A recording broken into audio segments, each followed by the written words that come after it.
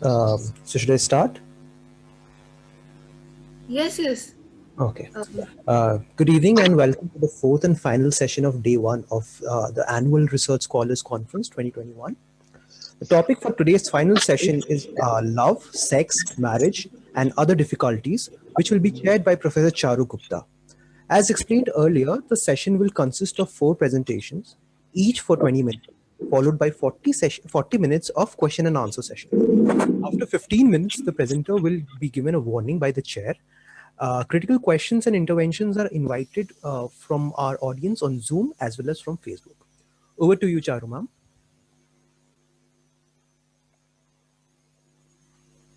Charu ma'am. Yeah, I'm there. So Okay. am I supposed to introduce the speakers? Okay, okay, I'll do it. Yes, ma'am. So the first speaker is Nita Kohli और उनका जो विषय है जिस पर वो PhD कर रही हैं हमारे विभाग में, उनका विषय है औपनिवेशिक कुमाऊं और गढ़वाल में नायक कन्याएं, जाति, लैंगिकता और सुधार। तो नीता, आप शुरू कर सकते हो। ठीक है, आपको 20 मिनट्स में खत्म करना है। ठीक है नीता? हाँ, ओके। Thank you ma'am.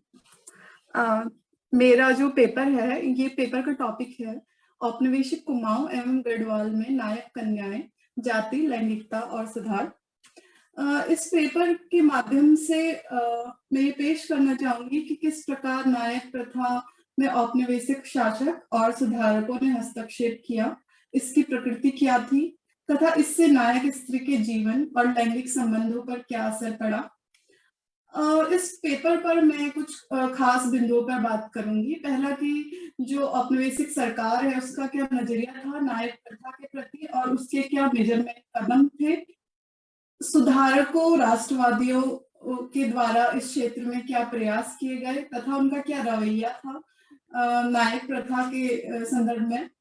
और सबसे महत्वपूर्ण बात जो है, आखिरी बिंदु, इसमें मैं बात करना चाहूंगी कि स्वयं जो नायक समुदाय है उसमें नायक पुरुष और स्त्री इस प्रथा के संदर्भ में क्या विचार रखते हैं और जो भी सुधारकों के द्वारा प्रयास किए जा रहे थे उसके संदर्भ में उनका कैसा रवैया था।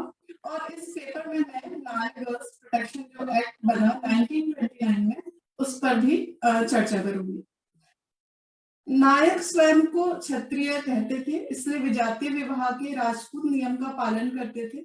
नायक पुरुष नायक जाति से बाहर खस स्त्री से विवाह करते थे, जिसके लिए बड़ी मात्रा में वधु मूल्य देते थे। नायक स्त्री विवाह नहीं करती थी बल्कि परंपरागत रूप से वैश्यावृत्ति करती थी।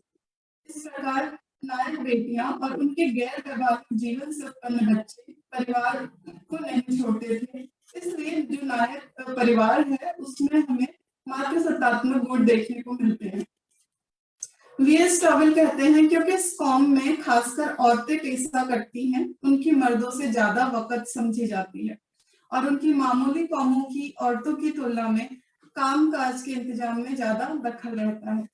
इसके साथ ही हम देखते हैं सोर्सेस में कि नायक स्त्री को पैतृक संपत्ति पर उत्तराधिकार का अधिकार प्राप्त था, लेकिन नायक स्त्री जो वैश्यावृत्ति द्वारा अपना जीवन निर्वाह कर रही थी, तो इस प्रथा के प्रति उत्कंठा समाज में पैदा होती है। इस पर 19th सेंचुरी में और अर्ली 20th सेंचुरी में ये विमर्श का मुद्दा बनती है कि अनियंत्रित यौनिकता। और इस तरफ सबसे पहला ध्यान 1857 में कुमाऊं कमिश्नर हेनरी रामजी के प्रशासन के दौरान दिया गया और इसमें मैदानी इलाकों में लड़कियों के वैश्यावृत्ति के लिए बहिर्गमन के विरुद्ध आदेश दिया गया। 1885 में नायक रजिस्ट्रेशन का नियम बनाया गया। इसके तहत जो नायक कन्याएं हैं उनकी गतिशीलता पर प्रतिबंध लगाया गया और ये जो नियम है वो 16 वर्ष तक की लड़कियों के लिए था। 16 वर्ष के बाद नायक लड़कियां रजिस्टर से अपना नाम हटाने के लिए आवेदन कर सकती थी और इसके बाद वो अपने वंशानुगत या परंपरागत पेशा वैश्यावृत्ति को अपना सकती। औपनिवेशिक सरकार का मानना था कि जब तक लड़कियों में इस बात की समझ पैदा नहीं हो जाती कि वह क्या कर रही है, यही एक तरीका है जिससे नाबालिग नायक कन्याओं को वैश्यावृत्ति के फंदे से बचाया जा सकता है। लेकिन नायक रजिस्टर से नाम हटने का पर्याय वैश्यावृत्ति की खुली छूट से ले रहे थे। उन्होंने औपनिवेशिक सरकार के कानून के मायने को ही उल्टा कर दिया। और इसे देखते हुए 1911 में जो रजिस्ट्रेशन की व्यवस्था थी उसे खत्म कर दिया गया। कानूनी दांवपेचों से कुछ खास हासिल ना होने की सूरत में नायकों की मनःस्थिति विश्वास में परिवर्तन लाने एवं उनके स्वयं सुधार के लिए राजी करने के लिए आर्य समाज का सहयोग लिया गया और इस तरह से 1913 में कुमाऊं में आर्य समाज की स्थापना हुई। इसने नायकों में सजातीय विभाग और क्षेत्र की अन्य जातियों में नायकों के साथ अंतर जातीय विभाग को लोकप्रिय बनाया। राष्ट्रवादी लाला लाजपत राय बद्रीदत्त पांडे इसके सक्रिय सदस्य थे। इन्होंने संयुक्त क्रांति के कुमाऊं गढ़वाल डिवीजन में कई सभाएं की, व्याख्यान दिए और कुछ नायक कन्याओं का सनातन धर्म के अनुसार राजपूत परिवार में विवाह करवाया। हीरा देवी पहली नायक स्त्री थी जिसने अपने पेशे को छोड़ा और 1923 में सुधारकों के साथ शामिल हो गई। आर्य समाज के प्रभाव से इन्होंने मेरठ में सनातन धर्म के अनुसार एक वकील से विवाह किया और 1936 में नायक बालिकाओं की शिक्षा और सुधार के लिए मेरठ में नायक बालिका आश्रम की स्थापना की।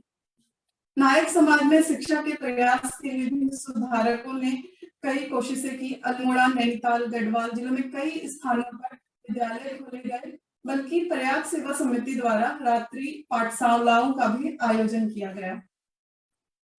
सुधारक को यहाँ पर मैं बात करना चाहूंगी कि जो सुधारक हैं और गांधी जी हैं वो नायक स्त्री की अनियंत्रित यौनिकता के संदर्भ में क्या ख्याल रखते हैं। तो 14 जून 1919 को गांधी जी कुमाऊं के भ्रमण में आए और इस दौरान जो राष्ट्रवादी नेता हैं बद्रीदत्त पांडे और अन्य से उनकी मुलाकात हुई और इस दौरान उन्होंने इस प्रथा के संदर्भ में विमर्श किया और 20 जून 1929 को गांधी जी अल्मोड़ा में एक सार्वजनिक सभा को संबोधित करते हुए कहते हैं, नायक सामाजिक प्रथा का त्याग होना चाहिए, नायक बालिकाओं का शुभ विवाह और शिक्षा की व्यवस्था होनी चाहिए, प्रत्येक औरत को सीता की तरह पवित्र बनना चाहिए।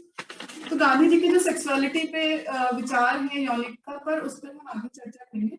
अभी मैं ये कहना चाहूंगी कि गांधी जी का नायक स्त्री के संबंध में विचार उसे घरेलू दायरे में लाना मात्र था। इनके समक्ष प्रस्तुत किया गया आदर्श सत्तात्मक ढांचे के दायरे में ही आता था। आत्मनिर्भरता, आत्मसम्मान के बजाय पवित्रता, कहा जा सकता है कि यौनिक शुद्धता अनिवार्य थी।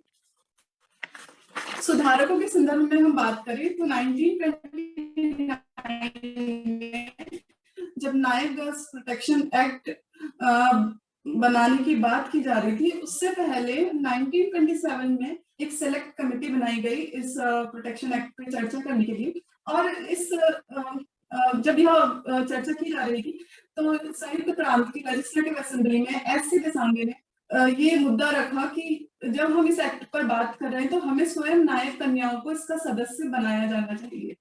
उन्होंने कहा, I wish to fill the gap. We have been told down the pages of history that man has always made laws for women and women has had no voice in it at all. तो इस प्रकार जो SC. देसांगे हैं वो सभा में महिलाओं की आवाज को पहुंचाते हैं और उनके प्रतिनिधित्व की बात करते हैं, लेकिन सभा के जो अन्य सदस्य हैं वो उसका विरोध करते हैं, खासतौर पर बद्रीदत्त पांडे जो कि 18 वर्षों से नायकों के बीच में काम कर रहे थे। वो कहते हैं, I was surprised to hear from Mr. Desange when he said that some of these ladies, prostitutes, ought to be co-opted in the select committee. We should rub our head in saying if some honorable ladies of the house were to be co-opted, I would welcome that. यहाँ पर बद्रीदत्त पांडे सम्मानीय और बाजारू स्त्री के मध्य सीमा को स्पष्ट करते हैं। बीडी पांडे कमेटी में महिलाओं की भागीदारी के विरोध में नहीं थे, वह उसका समर्थन और स्वागत करते हैं, लेकिन इन औरतों का सम्मानीय होना आवश्यक था। सम्मान ही आधारभूत योग्यता थी और नायक स्त्रियां इस सम्मान के योग्य नहीं थी क्योंकि वह घरेलू दायरे से बाहर थी। उनकी यौनिकता अनियंत्रित थी, बिकाऊ थी। अनैतिक महिलाओं के से बचाव के संदर्भ में वो इंग्लैंड का उदाहरण देते हैं। Even in England, if the mother leads an immoral life, then the daughter are weaned from her. So I say, why this would be considered unnatural here? तो ये जो सभा में जो जिस तरीके का विचार विमर्श है, चर्चा है, उसको देखकर लगता है कि जो नायक प्रथा है उसको अनैतिक तथा स्थानीय समुदाय के कलंक की तरह देखा जा रहा है। इसी पर आगे हम देखते हैं कि सभा में वीडी पांडे कहते हैं कि the detectors of our nation have been spreading all sorts of things outside India. The members of the council are aware of the mischief which the book written by Miss Catherine Mayo has done to the cause of India. I hope that even those members who have in a half jocular manner expressed a desire to make the bill less stringent will declare in unmistakable and unambiguous terms that this House is definitely of opinion that this social evil, wherever it exists, must be rooted out completely, so that the fair name of our mother country may not be blasphemed by writer of antagonistic view. तो यह जो चेतना थी वह आत्मरक्षावादी और पुनरुत्थानवादी थी। उस दौर की अमूमन सभी बौद्धिक बहसों की भांति नायक प्रथा पर भी राष्ट्रीय पुनर्निर्माण की परियोजना के आलोक में विचार किया जा रहा था। इसके मुताबिक नायक कन्या हिंदू समुदाय का अंग है और यह समुदाय ही निंदा और शर्म का कारण बनी हुई है। तो ये जो सिलेक्ट कमेटी में जो डिस्कशन था, इसके आधार पर हम देख सकते हैं कि किस प्रकार जो औपनिवेशिक हस्तक्षेप था नायक संस्कृति और प्रथा में, और उसकी जो प्रतिक्रिया है और राष्ट्रवादी गुणगान के साथ स्त्री और समुदाय का संबंध किस प्रकार आपस में गहरा होता है। यहाँ पर मैं नायक गर्ल्स प्रोटेक्शन एक्ट के जो बिंदु है उन पर बात करना चाहूंगी। तो ये 1929 में आया और 18 वर्ष तक की जो नायक कन्याएं हैं उनके संदर्भ में था।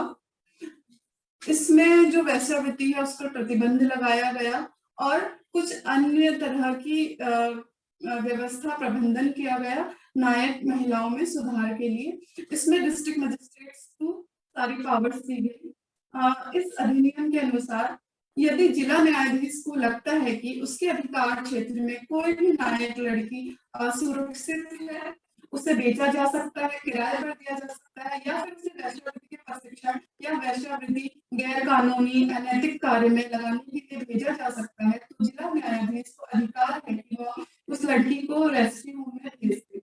लेकिन इस बात का ध्यान रखा जाए कि लड़के ऐसे व्यक्ति के संरक्षण में हो जिसके लड़की के समान विश्वास हो। विश्वास का तात्पर्य यहाँ पर धर्म से है। रेस्क्यू होम का प्रबंधक या जिसके संरक्षण में लड़की है वह लड़की के संरक्षण, भरण पोषण, स्वास्थ्य और शिक्षा के लिए जिम्मेदार था। इसके साथ ही लड़की का विवाह करने का अधिकार उसके पास था। बाकायदा लड़का लड़की के धर्म का ही है। गौरतलब है कि सरकार नायक लड़की के धार्मिक विश्वास के प्रति पूर्ण रूप से सचेत है। अधिनियम में स्पष्ट किया गया है कि संरक्षण को लड़की का विवाह कराने का अधिकार है, किंतु लड़का लड़की के धर्म का ही हो। जीवन साथी एक ही धर्म का हो, यह विचार तो था ही, लेकिन नायक लड़की जिसके संरक्षण में हो, चाहे वो अभिभावक हो या फिर रेस्क्यू होम का प्रबंधक, उसका धर्म भी लड़की के समान ही होना चाहिए था। लड़की की धार्मिक अस्मिता के प्रति सरकार जागरूक थी। लेकिन खास बात है कि ये जो एक्ट था इसमें कहीं पर भी नायक वुमेन को जो प्रॉपर्टी राइट था उसके विषय में कोई बात नहीं की गई है। चाहे सुधारक हो या फिर राष्ट्रवादी या औपनिवेशिक सरकार, सभी इस बात से वाकिफ थे कि नायक लड़की अपने परिवार में ही जुड़े रहने की वजह से जो उनकी पैतृक संपत्ति है उसमें बराबरी की हकदार थी।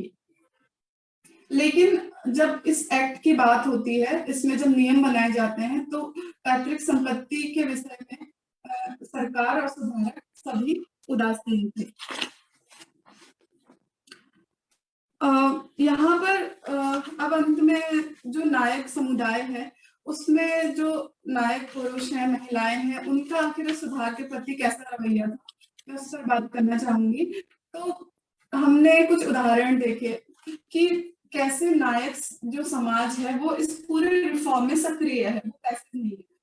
हमने हीरा देवी का उदाहरण देखा जो स्वयं एक नायक स्त्री है और वो वैश्यावृत्ति का पेशा छोड़कर विवाह कर महिलाओं के लिए शिक्षा के क्षेत्र में कई प्रयास करती हैं और मेरठ में वो नायक कन्याओं के लिए आश्रम की व्यवस्था करती हैं। इसी प्रकार उत्तराखंड के कई क्षेत्रों में जैसे जंग बहादुर व्यक्ति है, वो अपनी बेटी का विवाह सनातन धर्म के अनुसार राजपूत परिवार में करते हैं। तो इस तरीके से नायक समाज के कई समुदाय का एक हिस्सा था जो सुधारकों को सहयोग दे रहा था, और वो एक तरह से मानता था कि ये नायक प्रथा है, इसमें कुछ बुराई है और इसे मिटाने की जरूरत है। लेकिन हम देखते हैं कि जो नायक है उनमें आपस में ही 5 minutes you have, ठीक है? Okay, ma'am. Less than I'll that, conclude. 4 minutes. तो हम देखते हैं कि इसमें जो नायक है वो उनमें सिर्फ एक जैसी आवाज नहीं है, सिर्फ इसका एक पहलू नहीं है कि वो सुधार के समर्थन में ही थे। कई पुरुष हैं जो इससे इतर बात करते हैं। 1941 में जो नायक प्रोटेक्शन एक्ट है उस पर दोबारा से पुनर्विचार किया गया। इसमें जो जिला अधिकारी डिस्ट्रिक्ट मजिस्ट्रेट को जो नायक लड़की के विवाह के संदर्भ में पावर्स दी गई थी उनको और ज्यादा मजबूत किया जाता है, और इसी के विरोध में ये जो विधेयक में संशोधन हुआ, इसके विरोध में अल्मोड़ा जिले में स्थित पिथौरागढ़ के नायकों ने संयुक्त प्रांतीय गवर्नर जनरल को मेमोरियल भेजा। उनका कहना था कि सरकार को स्वयं में यह कल्पना नहीं करनी चाहिए और किसी को यह अधिकार नहीं देना चाहिए कि वो लड़की का विवाह करें। हम जाति से नायक है और हमारा प्राचीन रिवाज है, हम अपनी बेटियों और बहनों को वेश्यावृत्ति के पेशे में लगाते हैं जिससे धार्मिक स्वीकृति प्राप्त है। तो इस मेमोरियल में हम देखते हैं कि यह पुरुष का स्त्री पर अधिकार का मुद्दा था, और नायक पुरुष नहीं चाहते थे कि उनकी स्त्री पर उनके अधिकार और नियंत्रण को औपनिवेशिक सरकार छीने। अब अगर स्वयं नायक कन्याओं की बात की जाए जो कि इस का विरोध करती हैं, तो उनकी वॉइस हमें मिलती है एस.सी. देसांगे। वो एक मेमोरियल की बात करते हैं सदन में, जिसमें 27 नायक वुमेन्स ने साइन किया था, और एस.सी. देसांगे उनको कोट करके बताते हैं कि नायक women speak of themselves as carrying on a profession, not trade. They call it by name of profession. They assert that it has been hallowed by religion. They say it has a sanction of old custom, and it has come down from generation to generation. This memorial is not only instructive but also point out something constructive. They say if you want to mend us, the better land of Hindus ought also to come forward and prepare to marry us. Another point they put forward is that they ought to have music schools and certain institutions open for their betterment. तो ये नायक कन्याओं की एक आवाज है जो memorial के through हमारे समक्ष आती है। तो इसमें हम देखते हैं कि एक तो वो अपने प्रोफेशन जो है उसे प्रोफेशन के नजरिए से देखती हैं। एक जो आम छवि बनाई जा रही थी कि ये बुराई है या कलंक है, वो उसे व्यापार नहीं मानती, वो उसे अपना पेशा मानती है, वो उसके प्रति काफी जागरूक है।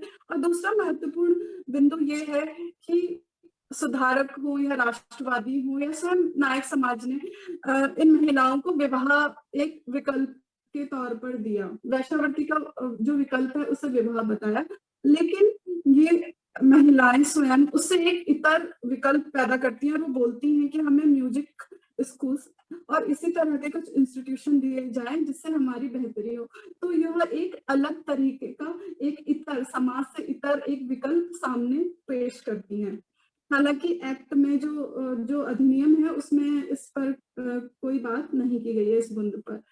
तो मैं कंक्लूड करती हूँ यहाँ पे, और मैं कहना चाहूंगी कि किस तरह से हम देखते हैं कि जब औपनिवेशिक हस्तक्षेप होता है समाज में तो उसकी जो प्रतिक्रिया है उसमें राष्ट्रवादी गुणगान के साथ समुदाय का स्त्री के साथ संबंध गहरा होता जाता है और उस तरीके के कदम लिए गए।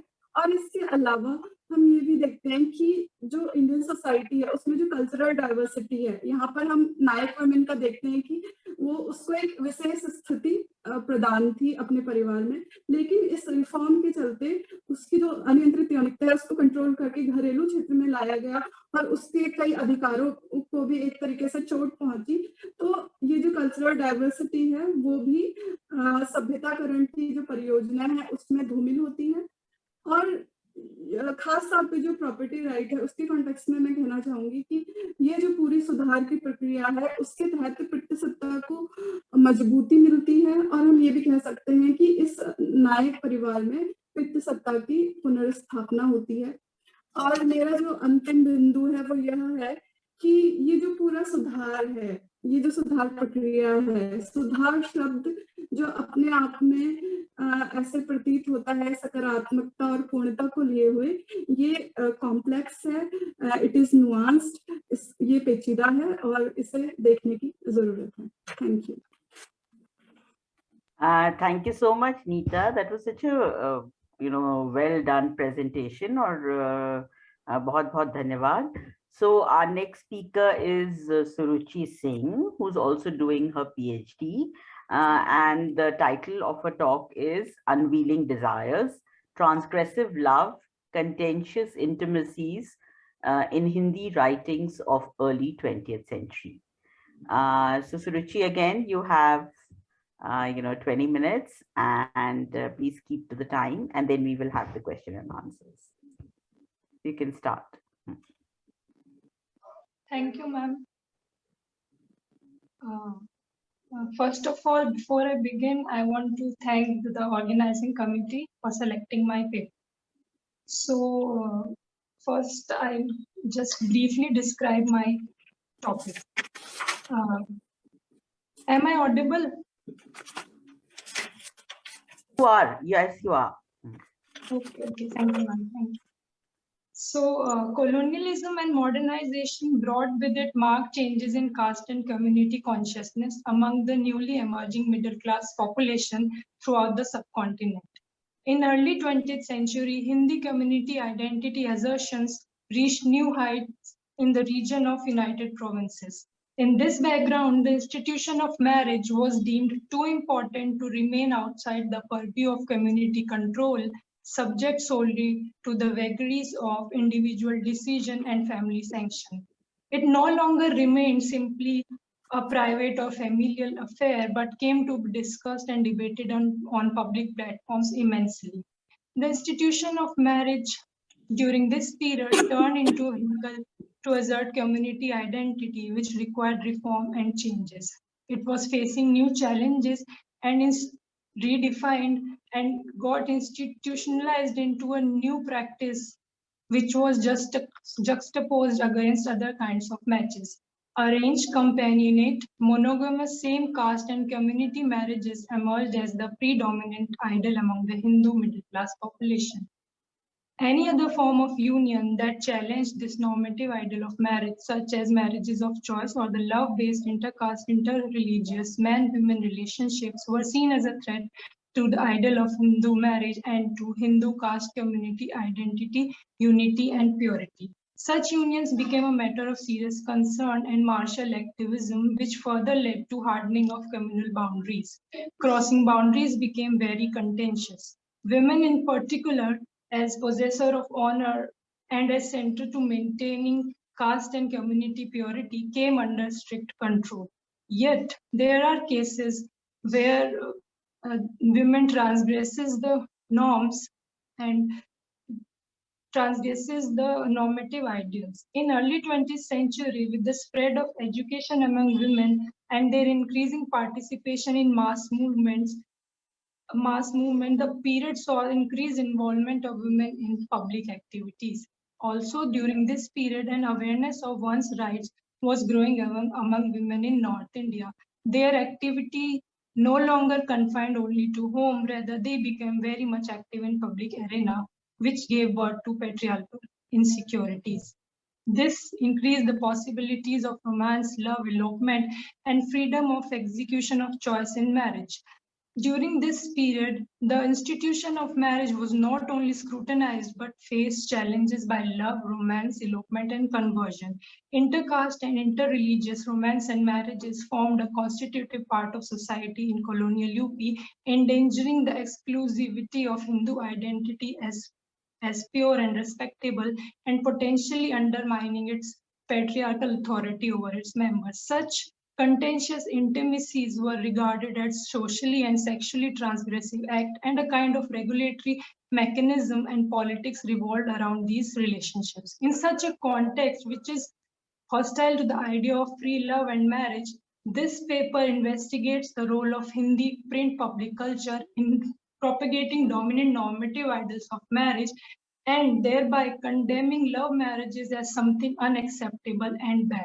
A reading of didactic manuals, essays, articles published in leading journals and magazines of the time shows that although the question of choice and consent in marriage was gaining currency around this period, but at the same time, love before marriage is condemned as a Western import and a travesty of ideals of Hindu marriage.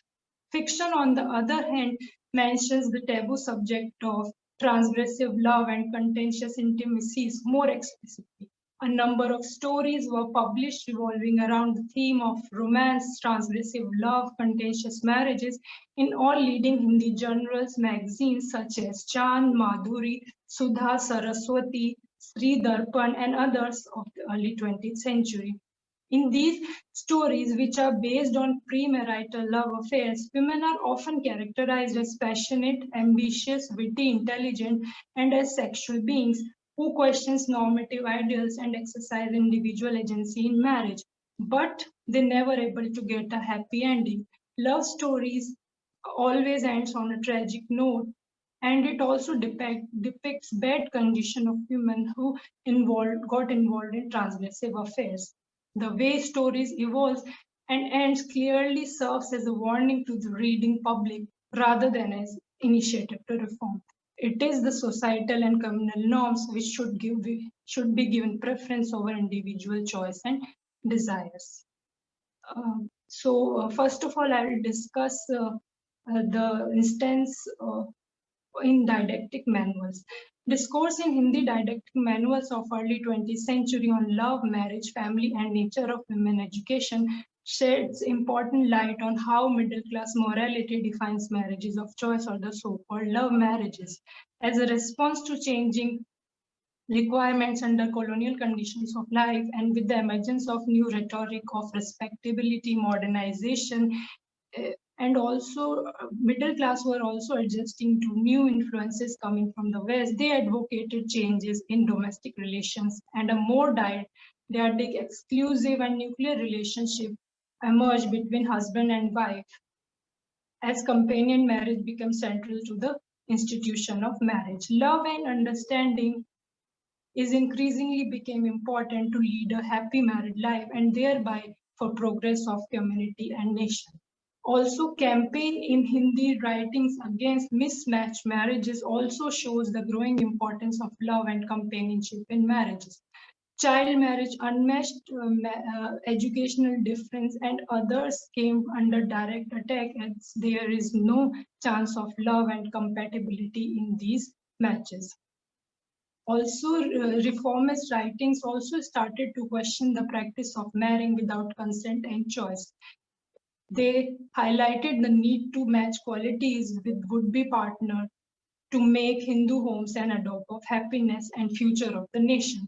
One such writing, which was published in Chand Swayamvar Ki Pratha, emphasized the necessity of knowing the partner before marriage and considered indigenous method of arranging marriage as bad for conjugal life of the couple, where both the parties to marriage are strangers to each other. Ideologues such as these did acknowledge the importance of companionship, love, and understanding between the husband and wife, for which there must be a very short period meeting of the two before marriage. Further on, claiming that we do not support the Western model of courtship, where the two enter the wedlock without the consent of the family, she added that the meeting of girls and boys before marriage would be set by parents and must held in front of parents. Chastity of Hindu women is also valorized. Such method of arranging marriage is called by these ideologues as Bharatiya Swayamvar Pratha, one distinct from ancient indigenous practice and from Western courtship. Ideals of indigenous Hindu marriages applauded and claimed that one must not forget one's community culture and its uniqueness. Other there are many more writings which talk about the need to consider consent and choice in marriage. Pandit Krishnakant Malviya, one of the influential Hindi figures of early 20th century, wrote a number of books on marriage and family. In one of his famous books, Suhagrat Pati Ko Seek, he pointed out the need to consider women consent and choice in marriage. But he also made it apparently clear that it is the parents' duty to match the marriage for the girls, but must take their consent before marrying them off. He says in present times, marrying a stranger is not good. As taking example from ancient text Kama Sutra of Vatsayana, the author describes that in ancient period, there was a tendency of Kanya Darshan, Sandarshan, by which it is essential to see girl before marriage. The text says that daily in the afternoon, the girl of marriageable age should be fairly decked and allowed to play freely with her friends. She should especially be taken to places where people congregate, such as yajna, marriage, and also to other festivals, so that people may see her. Such writings point towards the need that both the parties to the marriage should know each other, but they must not fall in love, or there must be only a short period meeting.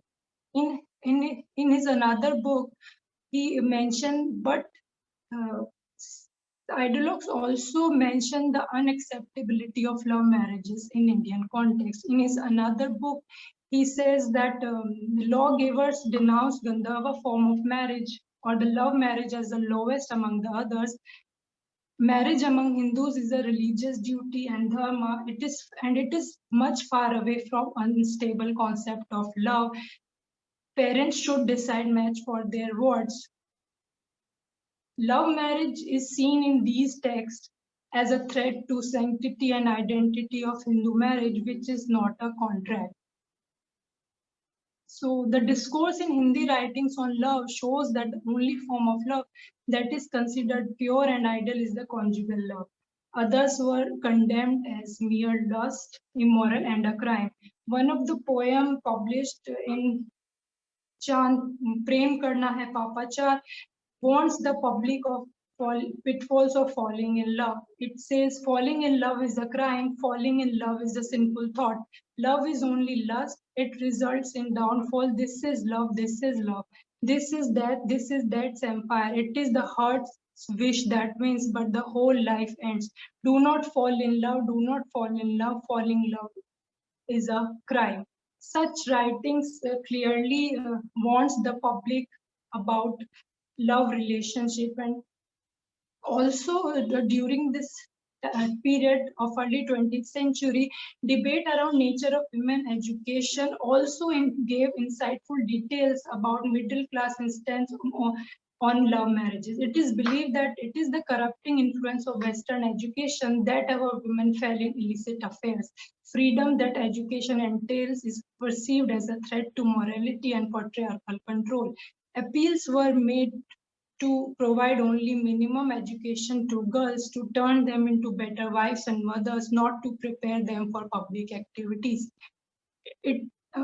Hanuman Singh Podder, in his book Nari Shiksha, claims that education must not turn women into individuals so that they question parda and lajja, which are the two most important assets of Hindu women. Also, the debate around introduction of co-education in India tells about anxieties around man-women interaction. Further in his book, he mentions that co-education easily leads to pregnancy in young and unmarried girls. These days, unmarried girls who go to schools and colleges are prone towards losing their character, and they easily fell prey to love affairs. Environment in schools and colleges corrupt the women mind, and it is better not to send your girls to school. Richi, you have Also, 5-6 minutes, okay? You have Okay. around 5 to 6 minutes, okay? Okay, ma'am. The last thing, also the trope of miserable life of Western women is continuously used in Hindi writings to substantiate arguments against freedom of choice in marriage. One such writing, पाश्चात्य महिलाओं का दुखमय जीवन, by published in Madhuri, claims that it is because of freedom in marriage that women in Western countries are leading a miserable life. There is no conjugal love found in these countries, and there are increasing cases of divorce. Also, as women in Western countries have to choose their partners themselves, many of them ends up alone with no family life. We should not let this happen to our women, and it is parents' duty and right to fix a suitable match for their girls. Now briefly, I will talk about representation of contentious intimacies in Hindi stories that were published in early 20th century. Fiction have not conventionally been recognized as serious and authentic source, and historians tend to neglect them as viable archival sources. But in past decades, historians working on gender histories and histories of marginalized group shows their importance in writing history of indigenous population. Following these work, which highlight the importance of fiction in writing histories of various kinds, I also see stories as invaluable source for writing history of contentious intimacies in colonial context. In early 20th century, stories written on the theme of romance, transgressive love, and contentious marriages started to appear in all leading magazine genres and newspapers, and also in form of edited books. Contemporaries criticize love stories as a threat to public moralities and corrupting young minds, and they also criticize love stories as they depict women in indecent ways. So very briefly, I will talk about the kind of stories that were published. There are four sub-themes found in these stories. First involves cases of intercaste premarital love affairs where the lovers separated in the end due to parental and societal pressure, informing public about the non-acceptance of intercaste marriages in Hindu society and the right path that the new educated young generation should follow. Kusum Lata love story published in Sudha is one such example which is a story of love affair between two people belonging to different castes, but knowing that their parents and society will never accept their relationship and they cannot marry against their wishes, both decided to marry. The boy persuaded the girl to marry the person her parents choose for her, and at last both were separated, and Kusum Lata married somewhere else. Other set of stories are those where intercaste affairs ends on a tragic note. There are number of stories in which women died in the end because they were not allowed to marry the man they chose to be their life partner. These stories clearly, women characters in these romantic stories are represented as a strong-willed individual with ambitions and desires, but the way stories evolves and ends, they clearly the stories ends shows the reading public about the pitfalls of such transgressive relationships. Also in stories where the affair materializes in marriage, the writer picturizes a painful picture of love-based marriages and how their life turned into a disaster. In one of the stories, Samaj Ki Chita, published in Madhu Chand, the author presents a story of love-based intercaste marriage and its pitfall. The story is about a Hindu woman who marries Harinath, a man from another caste, with her individual choice and consent. Considering societal norms as unnatural and oppressive, Hindu decided to marry the man of her choice. The author drew a picture of their miserable life after society outcasted them. Harinath lost his job, which ultimately led to his death due to illness and poverty. Hindu made efforts to change their condition, but ultimately it is society that wins. She too died along with her child. The social message that the story gave is that humanity should be placed above society and its norms. As the closing lines by the author made an appeal to society to consider importance of human lives and human love and not caste, religion, or money. At first, the story evolves and it evokes pity for Hindu and Harinath and plight of intercaste marriages. At the same time, representation of such marriages as leading to miserable life and ultimately death wants public to stay away from such relationship and to follow societal norms in marriage. There are other types of stories which valorizes Indian ideal of love and how it is good and better from Western courtship. You It's need to not that wind the up, whole Suruchi. story Suruchi, you need to conclude. Okay. Okay. Just give a conclusion. Yeah. So through this paper, I want to show that how in the context of early 20th century, contentious marriages became a matter of serious concern and became a taboo subject. But fiction stories, particularly stories, are written on this issue and they sheds lights on the public morality. That's Okay, thank you, Suruchi. Thanks for Thank that you. presentation. Okay, the next speaker is Ilama Naz, and I think Ilama is doing her MPhil, if I'm not mistaken. So the topic of her paper is on Muslim women's education and Muslim reformers in early 20th century colonial India. So Ilama, are you there? Yes, ma'am.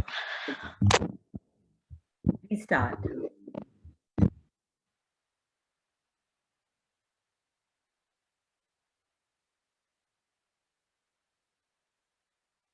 Ilama, are you there?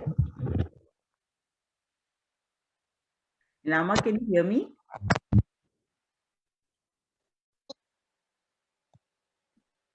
Hello. Yeah, please start. You unmute yourselves. Ilama, unmute yourselves. Yeah, start now. Yes, ma'am. I'm audible? Yeah, you are. Yes, ma'am. Ma'am मैं अपना camera on नहीं कर सकूंगी क्योंकि right now I am in the hospital, तो मैं यहीं से अपना प्रेजेंट कर रही हूँ. Hello. Sorry to hear that. Sorry to hear that. Yeah, please go ahead. Yeah. Okay, ma'am. In this paper, which deals with Muslim intellectuals and contemporaries and role of women in education expansion on the ground level, I will discuss how to what extent they were concerned to provide traditional and modern education to Muslim women in 20th century. An attempt is made to study the women discourse and their revolutionary ideas related to the gender issues along with other women ideologies. And also I will talk about the nature of contemporary reformists who dealt with the women's question among the Indian Muslim reformers and issues discussed by women in women journals.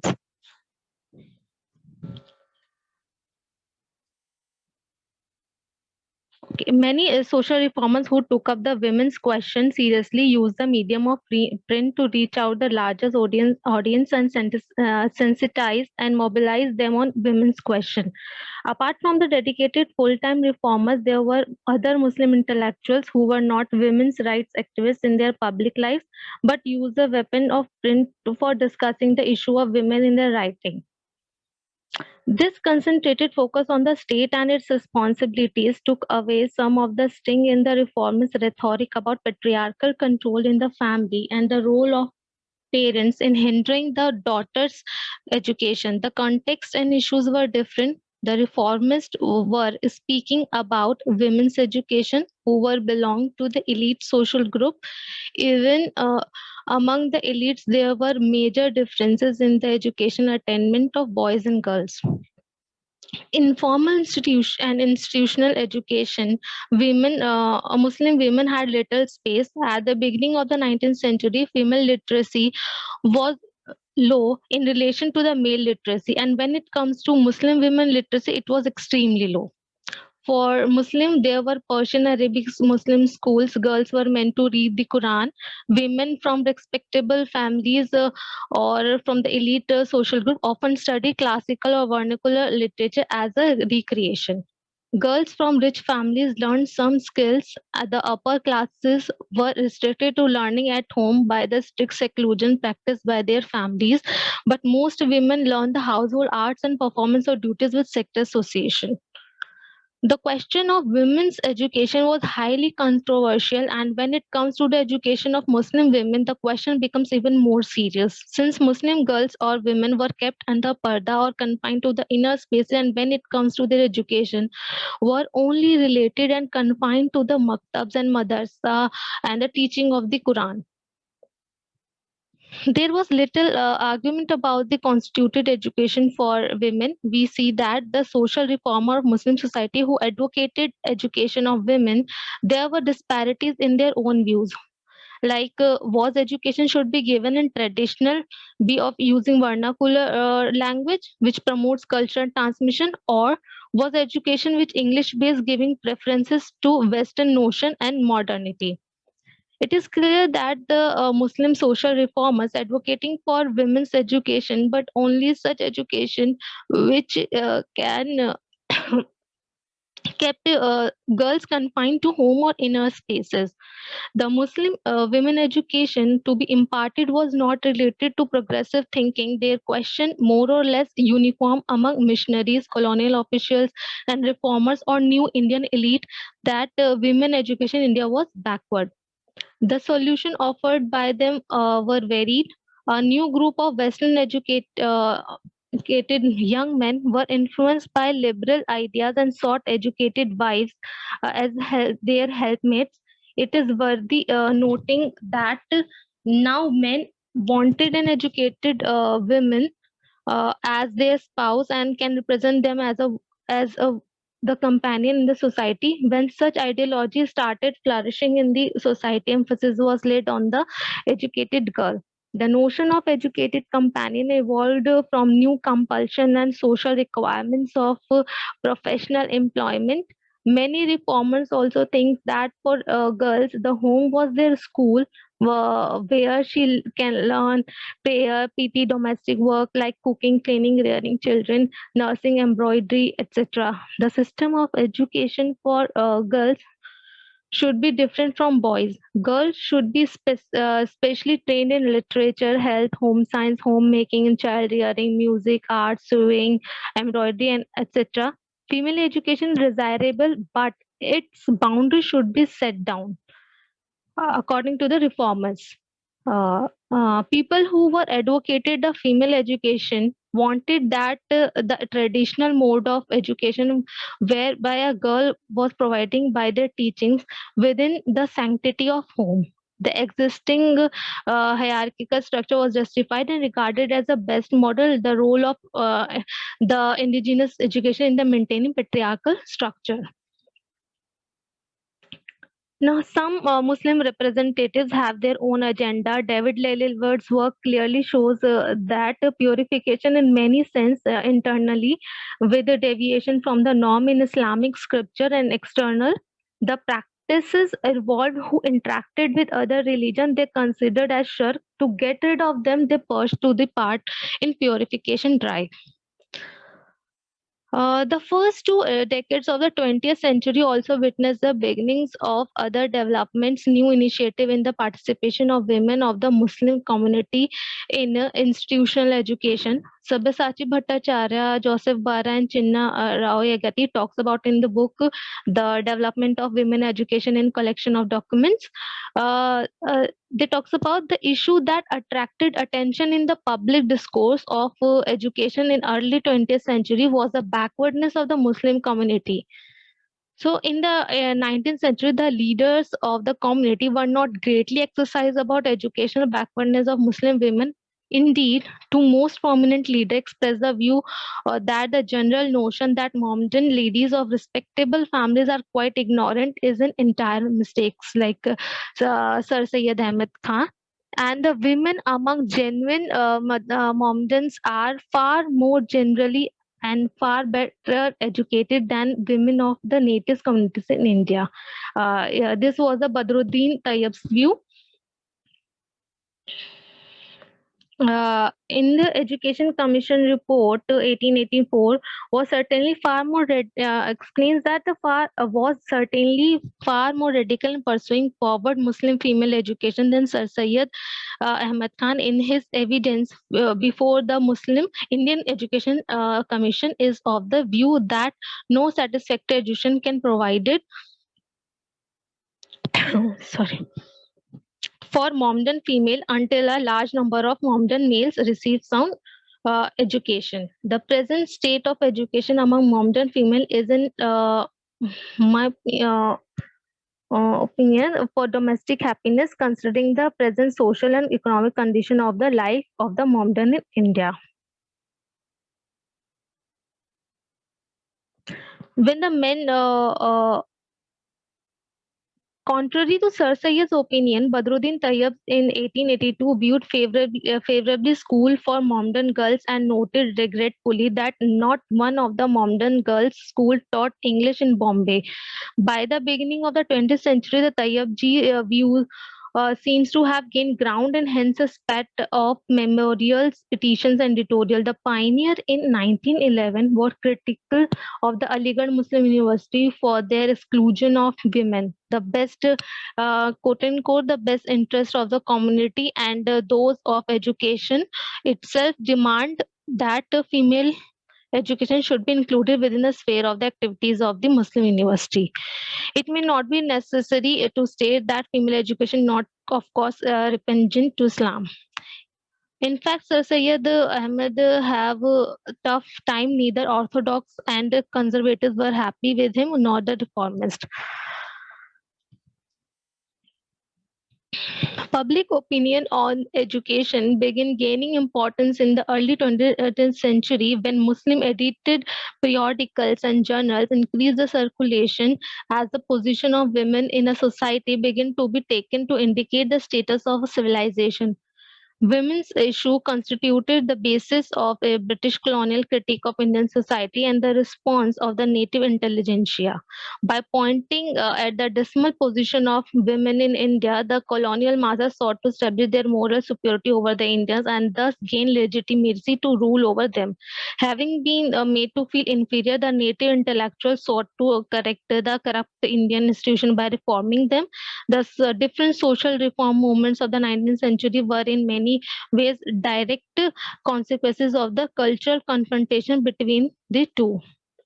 In Harlan Pearson also shows that and on talks about stimulated by the colonial critique of their civilization, Muslim middle class male reformers use the same print technology with which they have been tagged by their colonial masters to contest and reform their native culture. However, the Muslim adopted the print technology very late as compared to the Hindu counterparts, in which William Moore, in his work, criticized the parda and polygamy prevalent among the Muslims. Sir Syed Ahmed Khan responded to this critique, and Sir Syed Ahmed Khan's agenda of writing about women was mainly to respond to the colonial criticism about Islam in general and women in particular. The same trend was followed by Sayyid Amir Ali, who responded in the same way as started by the predecessor reformers later on Nazir Ahmad, Maulana Altaf Hussain, Hali Mumtaz Ali Sheikh, Maulana Ashraf Ali Thanvi, Maulana Rashidul Kharin, etc., joined the fray and exploited the print technology extensively to contest and advocate reforms in Muslim society.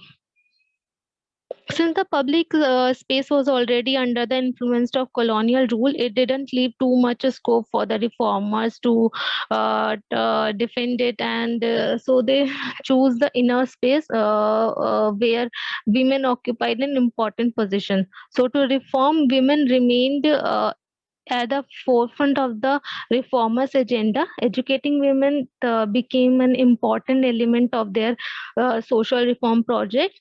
The reformers started establishing schools for girls and publishing reading materials for them as a part of their educational mission. They published several journals to fashion the mind of women.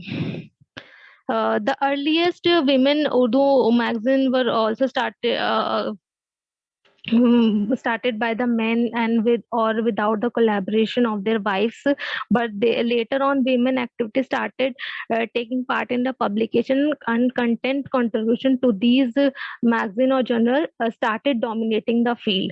The women's journal not only acted a means to challenge the patriarchal notion of the society, but they also expanded the frontiers of women's role and consciousness.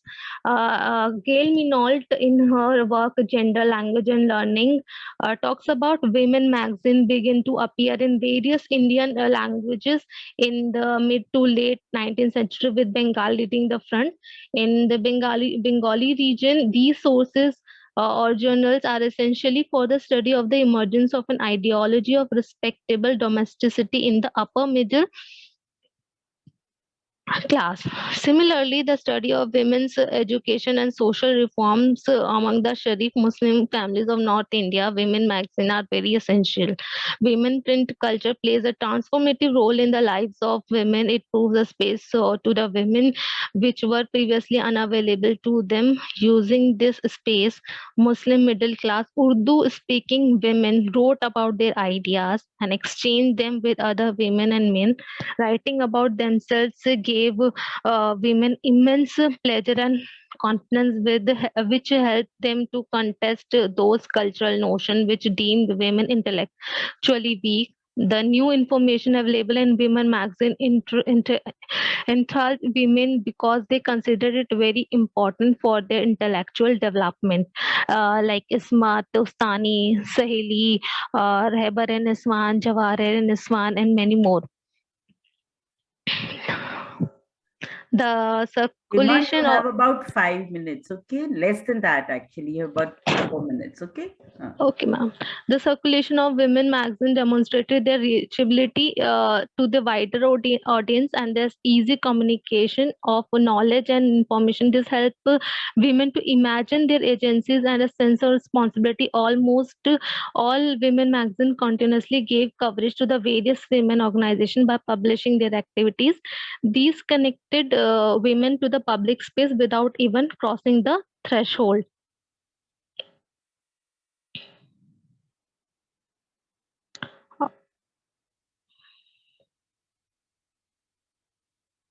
If we uh,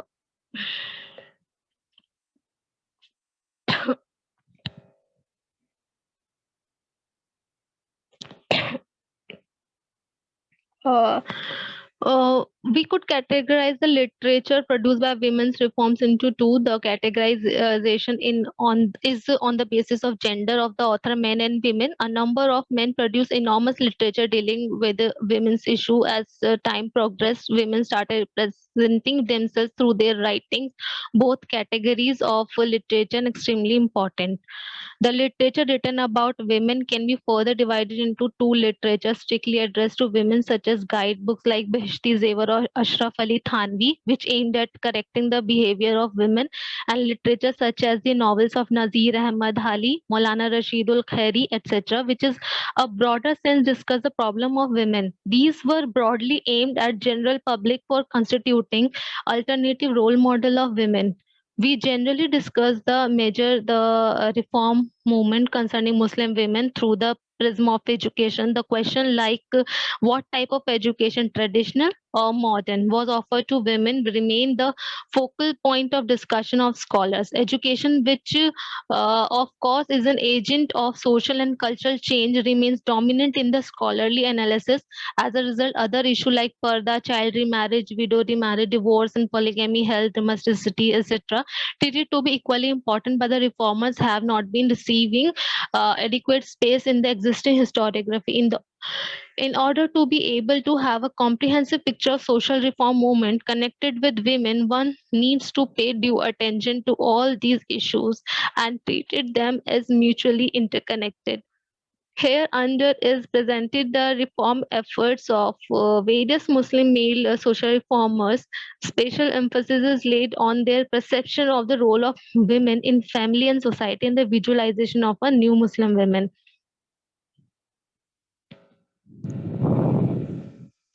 Maulana Rashidul Khairi, in a broader sense, discussed the problem of women. These were broadly aimed at general public for constituting alternative role models of women.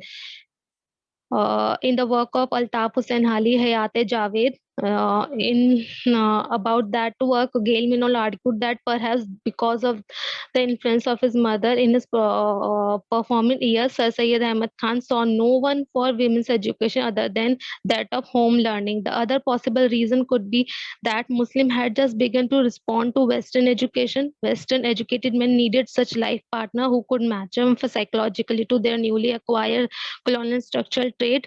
Since Western education had just dawned on Muslims, Sir Syed Ahmad Khan and other reformers on his time did not feel the need to advocate women's education seriously. Sir Syed Ahmad Khan first thought it better to give women home-based basic and literary education, only the kind of education his mother had, rather than advocating for them the Western education, which he thought was suitable for the male gentry only. Sir Syed Ahmad Khan was satisfied with whatever space and freedom was accorded to women in Islam. While bargaining for that space, he adopted a middle approach. Like he neither rejected the classical exegesis completely nor imitated it totally. The debated issue of colonial gender discourse like divorce, polygamy, parda, right of women were also well responded by him, and by this consciously adopted middle path. Like Nazir Ahmed was from a traditional Islamic scholarly family of Bijnor, and however his Nazir Ahmed advocated the Parda and believed that with the education, women could enjoy the world while still confining themselves in their home. Women could contribute the world by educating their children. Nazir Ahmed pointed out that the women's quarter, like a Zanana, were a breeding ground for the corrupt customs, superstitions, and backward. The unhealthy influence of these practices could be removed only by giving home education to women. And Altaf Hussain Ali brought the element of ponderous in the poetry. He started writing on the causes of the decline of Muslim power in India. It was in the context that he contextualized the plight of women and linked it with the dwelling of Muslim civilization. Conclude, achieved- conclude, Ilma, please conclude. Okay. To conclude, the women's question was at the heart of the colonial gender discourse. The Indian middle class intelligentsia responded to the colonial critique. Their responses were varied. Within the Muslim of Indian subcontinent, the beginning was made by Sir Syed Ahmad Khan. He discussed women's issue but adopted a cold stand on most of them, mostly relying on tradition. Syed Amir Ali, a Western educated Ashraf men, took a different stand, relying mostly on history rather than scriptures. With the passage of time, the need for a perfect wife or companion started assuming importance. Nazir Ahmad and Altaf Hussain Hali and later on Ashraf Ali Thanvi suggested various ways to make women perfect. By the start of 20th century, the horizon of the women's question started widening with the entry of the Sayyid Mumtaz Ali and Sheikh Abdullah on the scene of women's rights movement. The discussion discussed demonstrated that the women's question formed the nucleus of Muslim social reform discourse in India, despite the historically conditioned limitation in the attitudes and activities of the early Muslim male social reformers. The credit for initiating the discourse on women's issue and questioning of the many deep-seated patriarchal notion about women goes to them. The male social reformers did face numerous social risks while undertaking the various initiatives. They laid the foundation of the women's movement and raised the platform standing on which the women intellectuals and the social reformer continued the social reform movement with the vigor. In due course of time, they not only differed with men but charted their own path, much to the distaste of the liberal male patriarch. Thank you. Okay, thank you, Naeema. Sorry you had to rush you, but you know, we all are functioning under time constraints. So Okay, the ma'am. last speaker for the first day of the conference is Snehlata, who's also doing her PhD, and she also teaches at Daulat Ram College. और उनका जो विषय है वो है 20वीं शताब्दी के पूर्वार्ध का भारतीय हिंदी सिनेमा एवं स्त्री छवि चित्रण। तो स्नेह आप शुरू करें, ठीक है? Thank you ma'am. Am I audible ma'am? हाँ हाँ, आप ऑडिबल हैं। Okay ma'am. सबसे पहले मैं ऑर्गेनाइजिंग कमेटी को थैंक यू कहना चाहूँगी कि उन्होंने मुझे अपना शोध पत्र प्रस्तुत करने का अवसर प्रदान किया। बाकी सभी पार्टिसिपेंट्स को भी मैं नमस्ते कहना चाहूँगी। और मेरा जो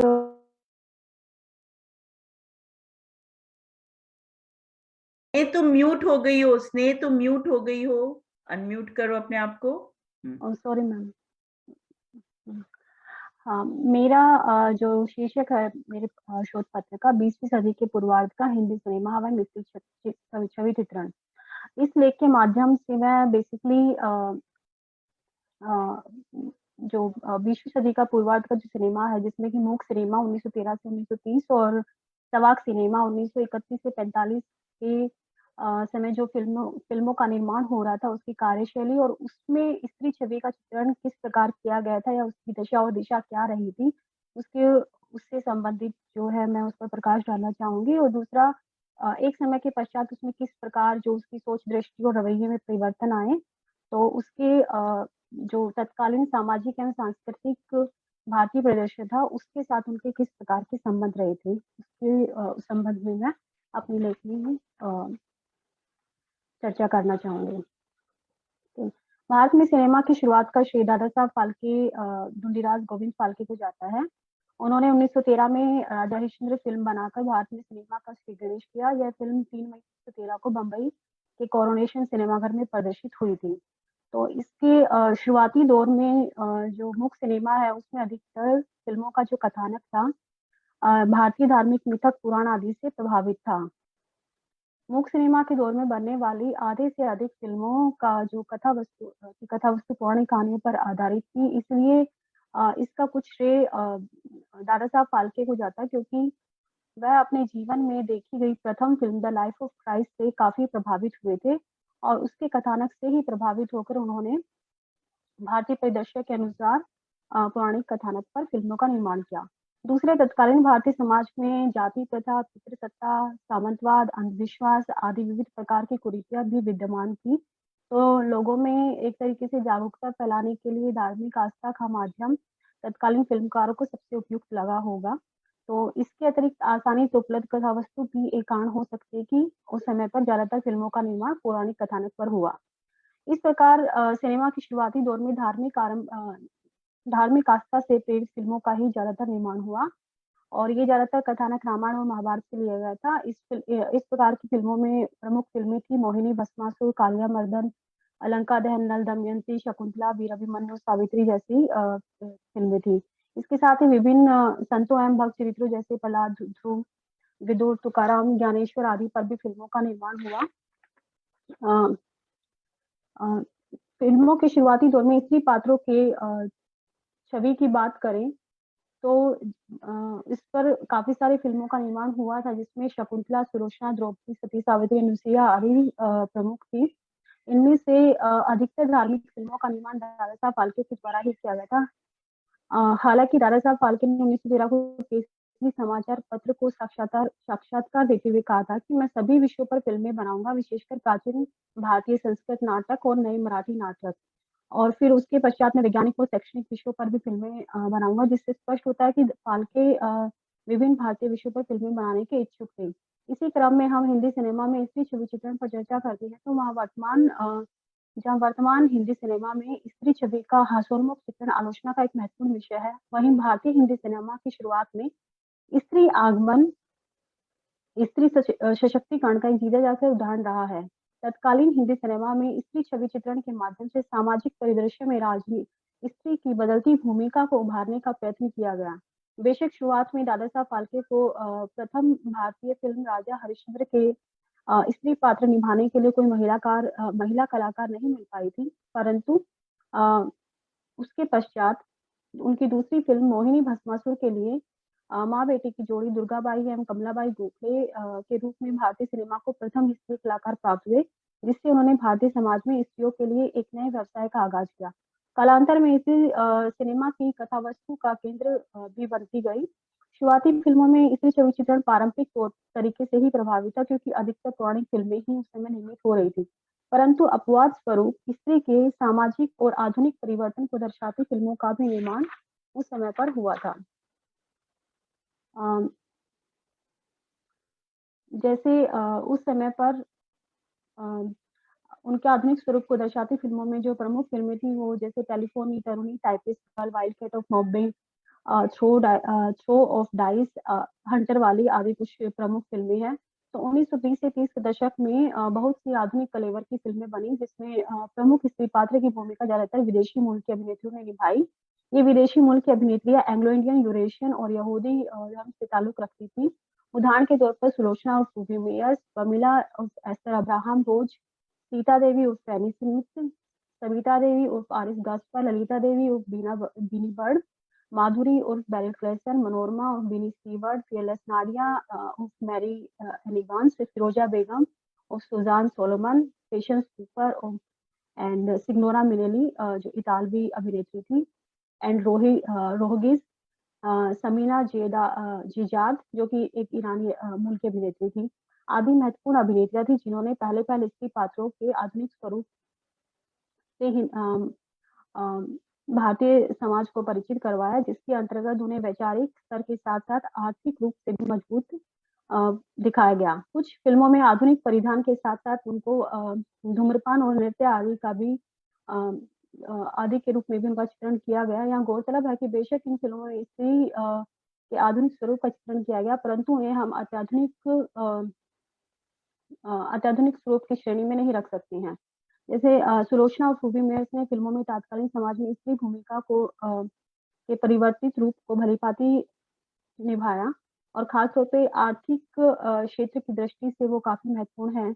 जैसे उन्होंने फिल्मों में काफी सारे इस प्रकार कार्यरत महिला के रोल किए, जैसे टाइपिस्ट, टेलीफोन ऑपरेटर और सेक्रेटरी आदि। सुलोचना अपने दौर की अग्रणी अभिनेत्री थी और आर्थिक स्तर पर भी अभिनेताओं से मुकाबला करती थी। एक समय में उन्हें बम्बई प्रेसिडेंसी के गवर्नर से अधिक आय प्राप्त करने का भी दावा किया जाता है। इन सबसे इतर यह तथ्य था कि सुलोचना ने अधिकतर फिल्में नायिका प्रदान की और उसमें सफल भी हुई। इस कड़ी में दूसरी महत्वपूर्ण अभिनेत्री फियरलेस नाडिया रही, जिन्होंने हंटर वाली सीरीज से महिला रॉबिन हुड के पात्रों को दबंगई के साथ निभाया और भारतीय हिंदी सिनेमा की पहली महिला स्टंट अभिनेत्री के रूप में जानी गई।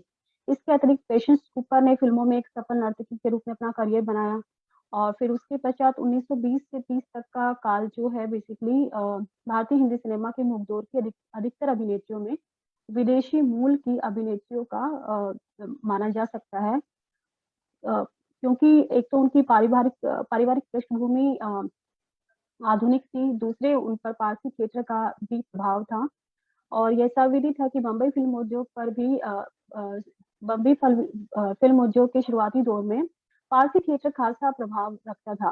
कालांतर में बहुत से पारसी थिएटर जो है फिल्म स्टूडियो में परिवर्तित हो गए और बहुत उम्दा हिंदी फिल्मों का निर्माण भी किया गया। 1931 में प्रथम हिंदी सवाक फिल्म आलम आरा का प्रदर्शन हुआ, उससे हिंदी सिनेमा में क्रांतिकारी परिवर्तन आया। इसके साथ ही सिनेमा की कथा वस्तु का स्त्री छवि चित्रण में भी उल्लेखनीय परिवर्तन दृष्टिगत होता है।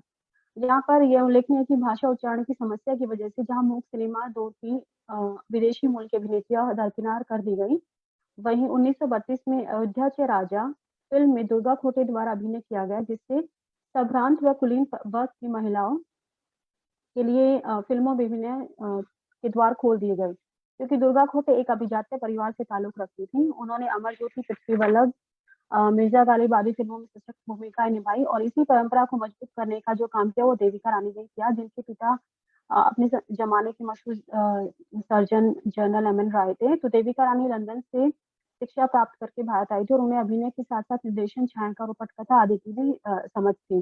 उन्होंने अपने पति हिमांशु राय के साथ मिलकर बॉम्बे टॉकीज कंपनी बनाई, जिसके अंतर्गत उन्होंने बहुत सी मशहूर फिल्में जैसे अछूत कन्या, कर्मा, जीवन नैया, निर्मला, वचन, जीवन प्रभात, दुर्गा आदि का निर्माण किया, जिसमें अधिकतर फिल्में स्त्री प्रधान थी और उनके माध्यम से उसके माध्यम से तत्कालीन समाज में व्याप्त सामाजिक कुरीतियों को उजागर किया गया। साथ ही उस दौर में गीत संगीत पक्ष को भी काफी महत्व दिया गया। इसी दशक में शांता आप्टे, लीला चिटनिस, शोभना स्मर्त आदि अभिनेत्रियों ने फिल्मी हिंदी सिनेमा में प्रवेश किया। यहाँ उल्लेखनीय है कि बहुत सी मुस्लिम अभिनेत्रियां का आगमन भी उस समय तत्कालीन हिंदी सिनेमा में देखने को मिलता है, जिनमें प्रमुख थी फातिमा सुल्तान, जद्दनबाई, नसीम बानो, कसदनबाई, नूरजहां, बेगम अख्तर, सरैया और उसके बाद नरगिस, मीना कुमारी, मधुबाला आदि।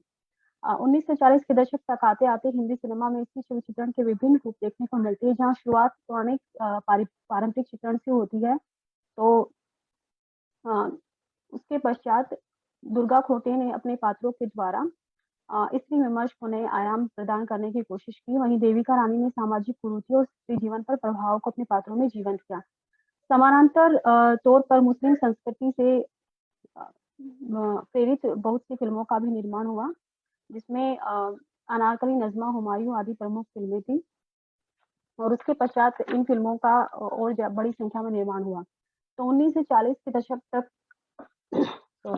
हिंदी सिनेमा में स्त्री चित्रण में पारंपरिक और परिवर्तनशाली पात्रों से युक्त रहा, जो तत्कालीन भारतीय परिदृश्य में चल रही सामाजिक राजनीतिक आंदोलन से भी कहीं ना कहीं प्रभावित रहे थे। तो इस दशक की प्रमुख फिल्मों में नीचा नगर, किस्मत, परख, जवार भाटा, धरती के लाल, जुगनू, मेला, महल, बरसात, अंदाज और मुरखड़ी आदि प्रमुख थी। इसमें मैं दो फिल्मों का खासतौर पर जिक्र करना चाहूंगी। नीचा नगर, जो कि मैक्सिम गोर्की के एक उपन्यास से प्रभावित था, और दूसरा धरती के लाल, जो कृष्णचंद्र की कृति अन्नदाता से प्रभावित था। तो ये दोनों फिल्में जो है इप्टा के जो कलाकार थे, इप्टा जो कि इंडियन पीपुल्स थिएटर एसोसिएशन 1943 में बनाई गई थी, तो उससे काफी प्रभावित थे। और ये बेसिकली इसकी जो विचारधारा थी वो वामपंथी विचारधारा मानी जाती है, जिसमें कि बल्लाल सानी और पृथ्वीराज कपूर और ख्वाजा अहमद अब्बास जुड़े हुए थे। तो ये फिल्में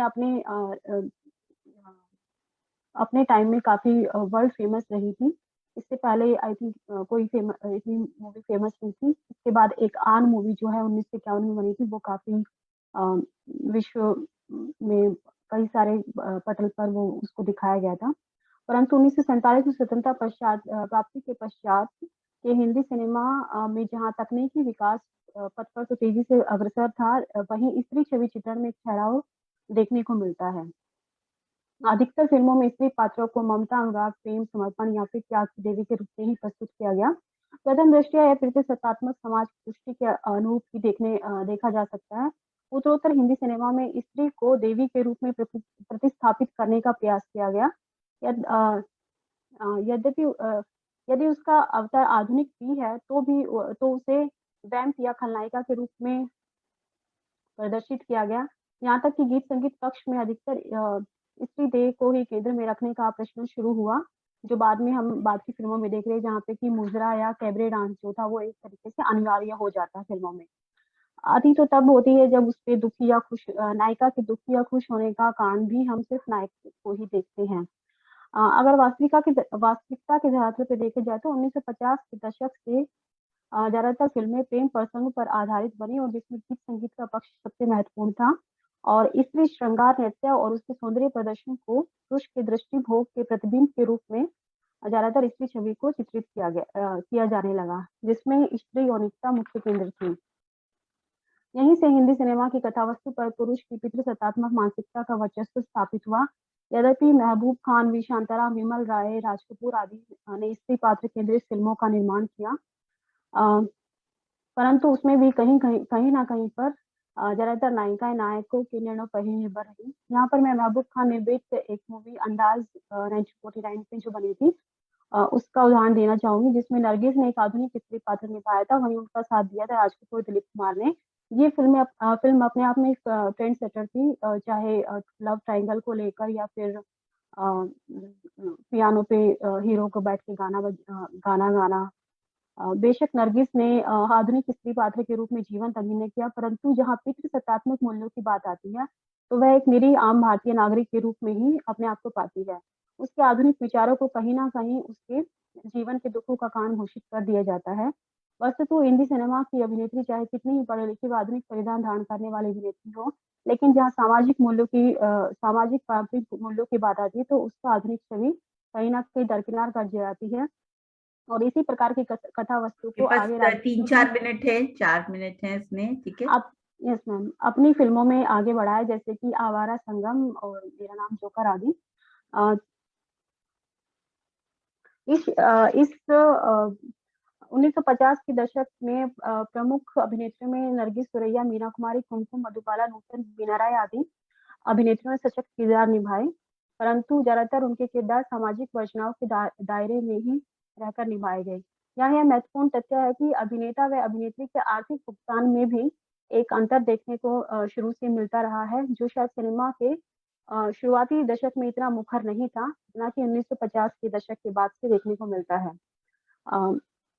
यहाँ पर पारंपरिक समीक्षक फिल्मों में नायिका के कामुकता के प्रदर्शन को ज्यादातर पश्चिम के प्रभाव या बाजारवाद के दबाव का हवाला देकर जायज ठहराती हैं, परंतु आर्थिक भुगतान में अंतर और स्त्री पात्रों पर केंद्रित फिल्मों की कमी पर वे चुप्पी साध जाते हैं। यहाँ पर कुछ शोध कार्यों का मैं जिक्र करना चाहूंगी, जैसे नीता मजुमदार अपनी पुस्तक वांटेड कल्चरल लेडीज में कहती हैं कि शुरुआती दौर के सिनेमा की अभिनेत्रियां चाहे कितनी ही आधुनिक विचारों की हो या कितनी ही आधुनिक पृष्ठभूमि से आती हो, लेकिन अपनी सार्वजनिक उपस्थिति के समय वे अधिकतर उनको अपने परिधान और अपनी भाव भंगिमा को लेकर हमेशा सजग रहना पड़ता था। लेकिन फिर भी अभिनेत्रियों की लोकप्रियता उस समय पर अपनी चरम सीमा पे देखने को मिलती है। और एरिक बर्नो एंड एस कृष्ण स्वामी अपनी पुस्तक इंडियन फिल्म्स में कहते हैं कि भारतीय हिंदी सिनेमा की कथा वस्तु ज्यादातर नायक पर आधारित है और हिंदी सिनेमा का जो नायक है वो एक तरीके से भगवान की तरह है, अर्थात मतलब भगवान की तरह तो नायिका जो है वो उससे हमेशा कमतर ही रहेगी। और एम माधव प्रसाद अपनी book ideology of the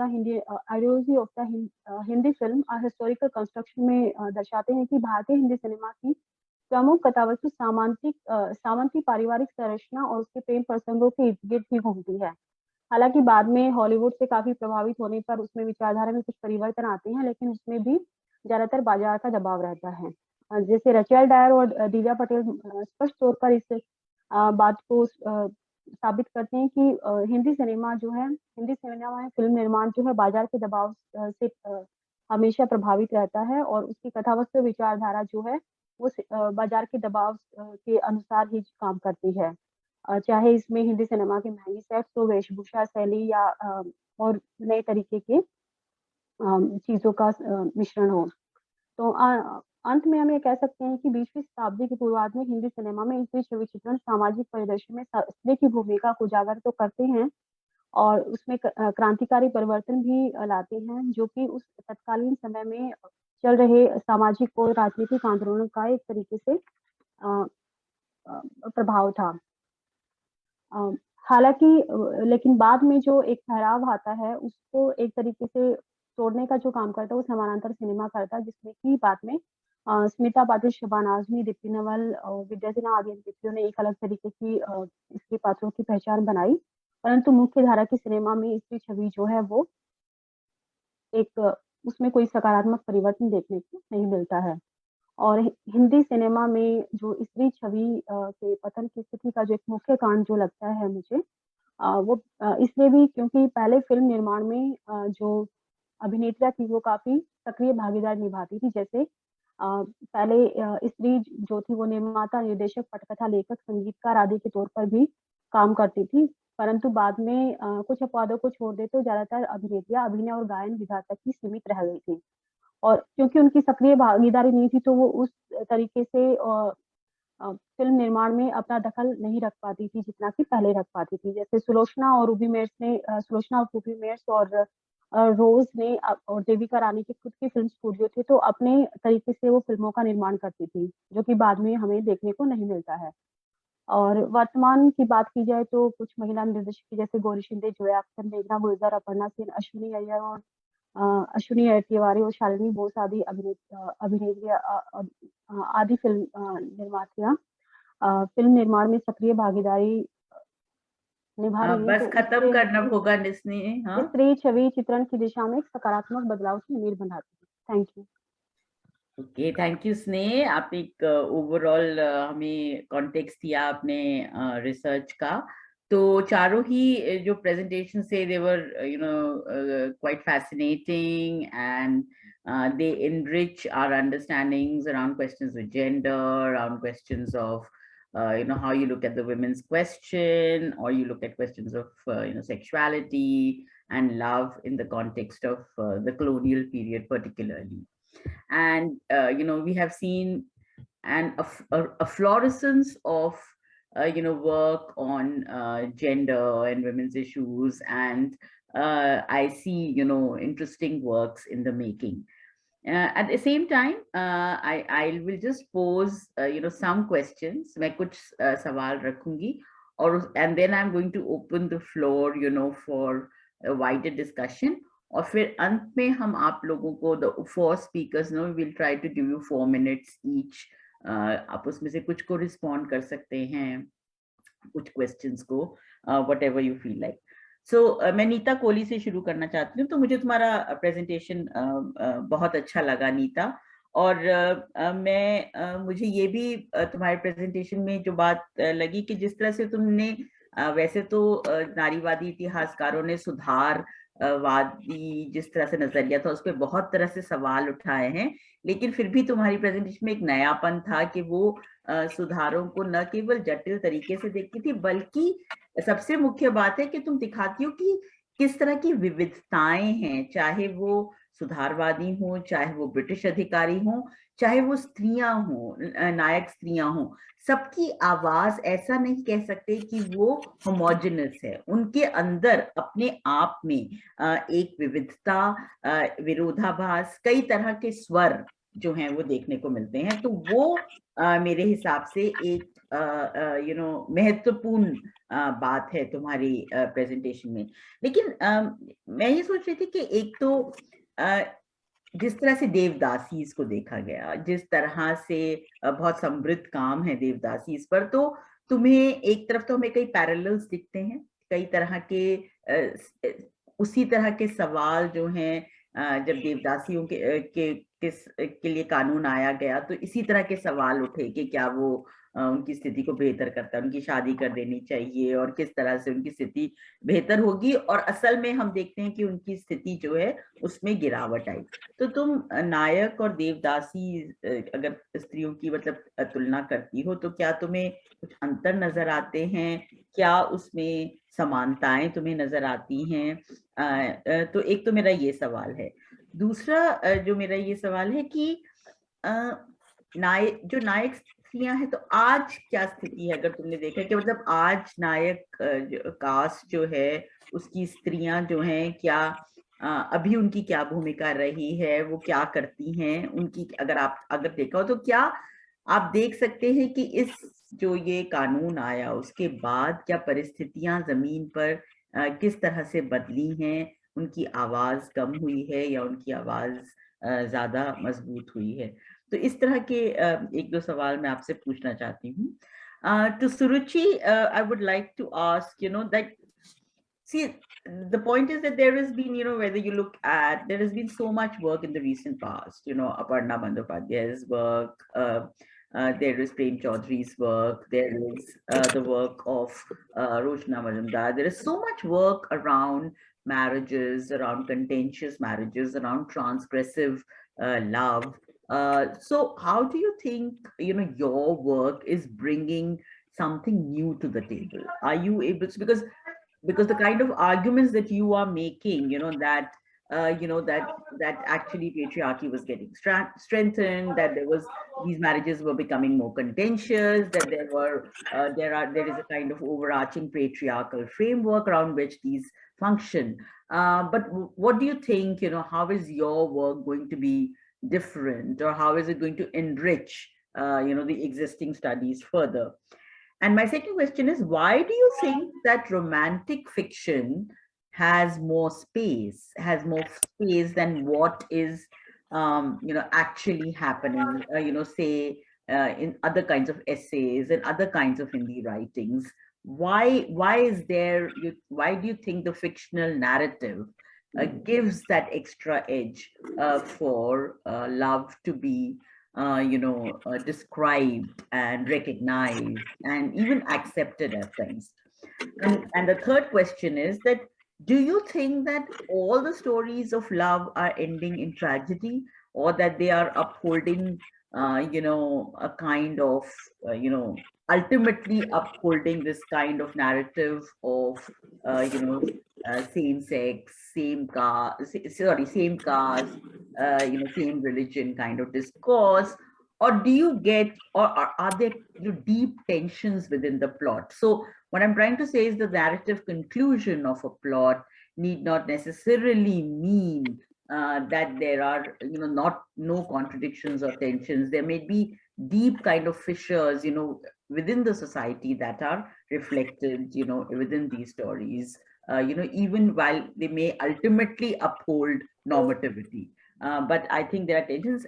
And how do you then link this to some of the actual cases, that I'm sure you'll be looking at, whether it is through the prism of law or whether it is through the prism of,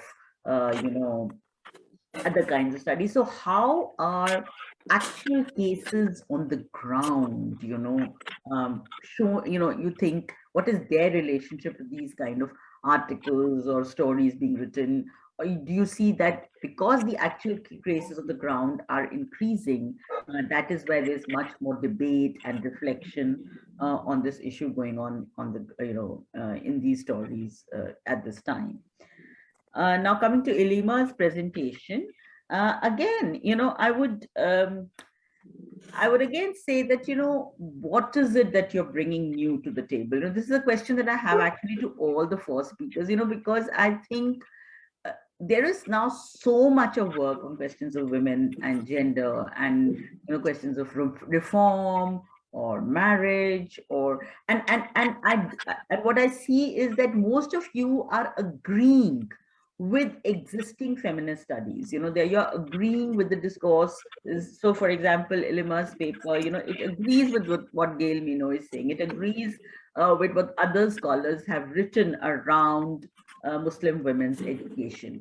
So what is it, that is different, that you are bringing to the table, I think would be important. And how do you think that, focus on Muslim women's educations, specifically pushes, our understandings, our broader understandings regarding education of women? How is how is your work challenging or buttressing earlier findings? And this is something that I want to ask actually all of them. And so I think, what attracted you actually to the topics that you are choosing, to the areas that you have, you have chosen, and the kind of existing scholarship that is already there. And Ilima, again, how do you place autobiography amidst this, Muslim women's autobiographies? And I'm describing autobiography in a very, very wide sense. So I want to include, personal memoirs, diaries. There has been some very, very interesting work on what education does to this kind of the personal space of women, where they're expressing extreme intimate details, where they are exchanging all kinds of letters with their sisters, with their mothers, with other women, So how do you see this kind of autobiographical genre in its widest sense,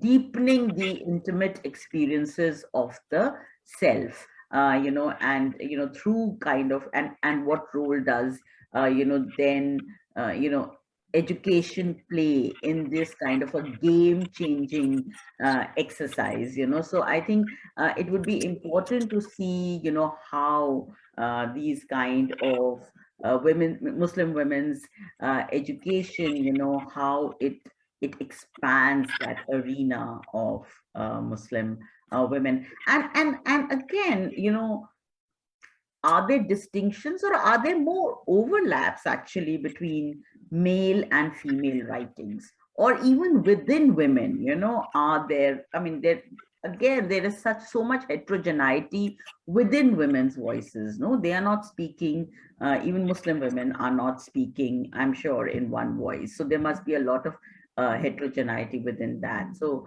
perhaps you can throw some light on that. And finally, मैं स्नेह से पूछना चाहूंगी, एक दो सवाल कि आपने हमें एक बहुत व्यापक बड़ा, आपका जो कैनवस है वो बहुत मुझे बड़ा लगा. अगर आप क्योंकि अगर आप 20वीं शताब्दी का पूर्वार्ध देख रही हैं, और तो मतलब हमें, मुझे लगता है कि थोड़ा समय को आपको थोड़ा सीमित करना पड़ेगा, क्योंकि नहीं तो हम एक बहुत बड़ा क्षेत्र ले रहे हैं. और जैसे कि क्या है कि इनमें से कई स्त्रियां, शुरू की जो कई स्त्रियां हैं, वो अपनी निजी जिंदगी में कई बार बहुत ज्यादा रैडिकल थी. तो वो किस तरह से अपने प्रोफेशनलाइजेशन, अपनी निजी जिंदगी और सिनेमा में प्रदर्शन, इसके बीच क्या संबंध बना रही हैं, इस पर आपको किसी तरह की सामग्री जो है वो आप देख सकती हैं. और आप क्यों सोचती हैं कि बाजार इतना हावी हो जाता है बाद के दशकों में? मतलब एक तरह से आप लीनियरिटी के नैरेटिव को चैलेंज कर रही हैं. आप कह रही हैं कि पहले की फिल्मों में स्त्रियां ज्यादा भागीदार थी, ज्यादा उनमें एक से था, क्योंकि कई बार वो ओनर्स थी, उनके पास कुछ अधिकार थे, तो वो अपने रोल को ज्यादा डिटरमिन कर पा रही थी. और जैसे जैसे समय बढ़ा, जैसे हम आधुनिकता और एक तरह से मजबूत होती है, तो स्त्रियों का वो जो अधिकार है वो कम होता जाता है. तो वो आपको क्यों लगता है कि ये इस तरह से हो रहा है, और ये एक तरह से क्यों हुआ कि ये बाजार बाद के दौर में हावी हुआ? और अंतिम सवाल ये है कि अंदाज फिल्म की चर्चा आपने करी, तो रवि वासुदेवन का इस पे बहुत ब्रिलियंट आर्टिकल है. वो सिर्फ अंदाज फिल्म पर उन्होंने, आई एम श्योर आपने शायद देखा हो वो, और वो उसको राष्ट्रवाद के सवाल के साथ जोड़ते हैं कि किस तरह से राष्ट्रवाद में किस, और उसमें जो एक कैरिकेचरिंग ऑफ द मॉडर्न वुमन जो हो रहा है, वेस्टर्न वुमन, अंदाज एक तरह से उसको एक क्विंटेसेंशियल एग्जाम्पल है. तो अंदाज जैसी फिल्म जो है वो पूरी तरह से जो है उस राष्ट्रवादी परिप्रेक्ष्य के साथ वो उसको जोड़कर देखते हैं. तो इसके बाद मैं चाहूंगी कि एक्चुअली जो स्टूडेंट्स के सवाल हैं वो भी साथ साथ ले लिए जाएं, so the students can put in their questions, and perhaps the audience can put in their questions, and then I will give then each of the speakers, you don't have to respond to everything that is being asked. Each of the speakers can take about 4 minutes of something like that to respond. Is that okay? Is that format okay with the organizers? Yes, ma'am. That's all. Okay, fine. So if any of the students have any questions or they want to ask something, please do. So there's something in the chat for Ilima.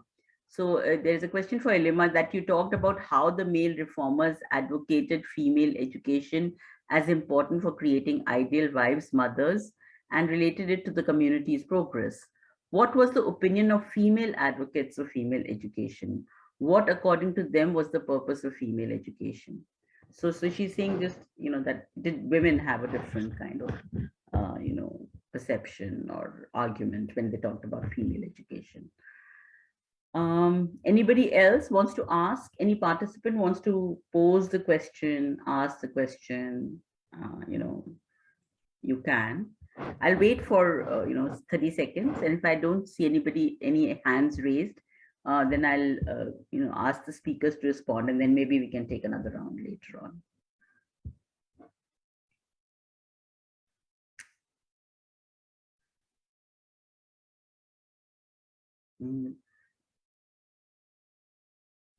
Okay, so let me go back to the speakers and they can speak, and then maybe if there are some more questions we can.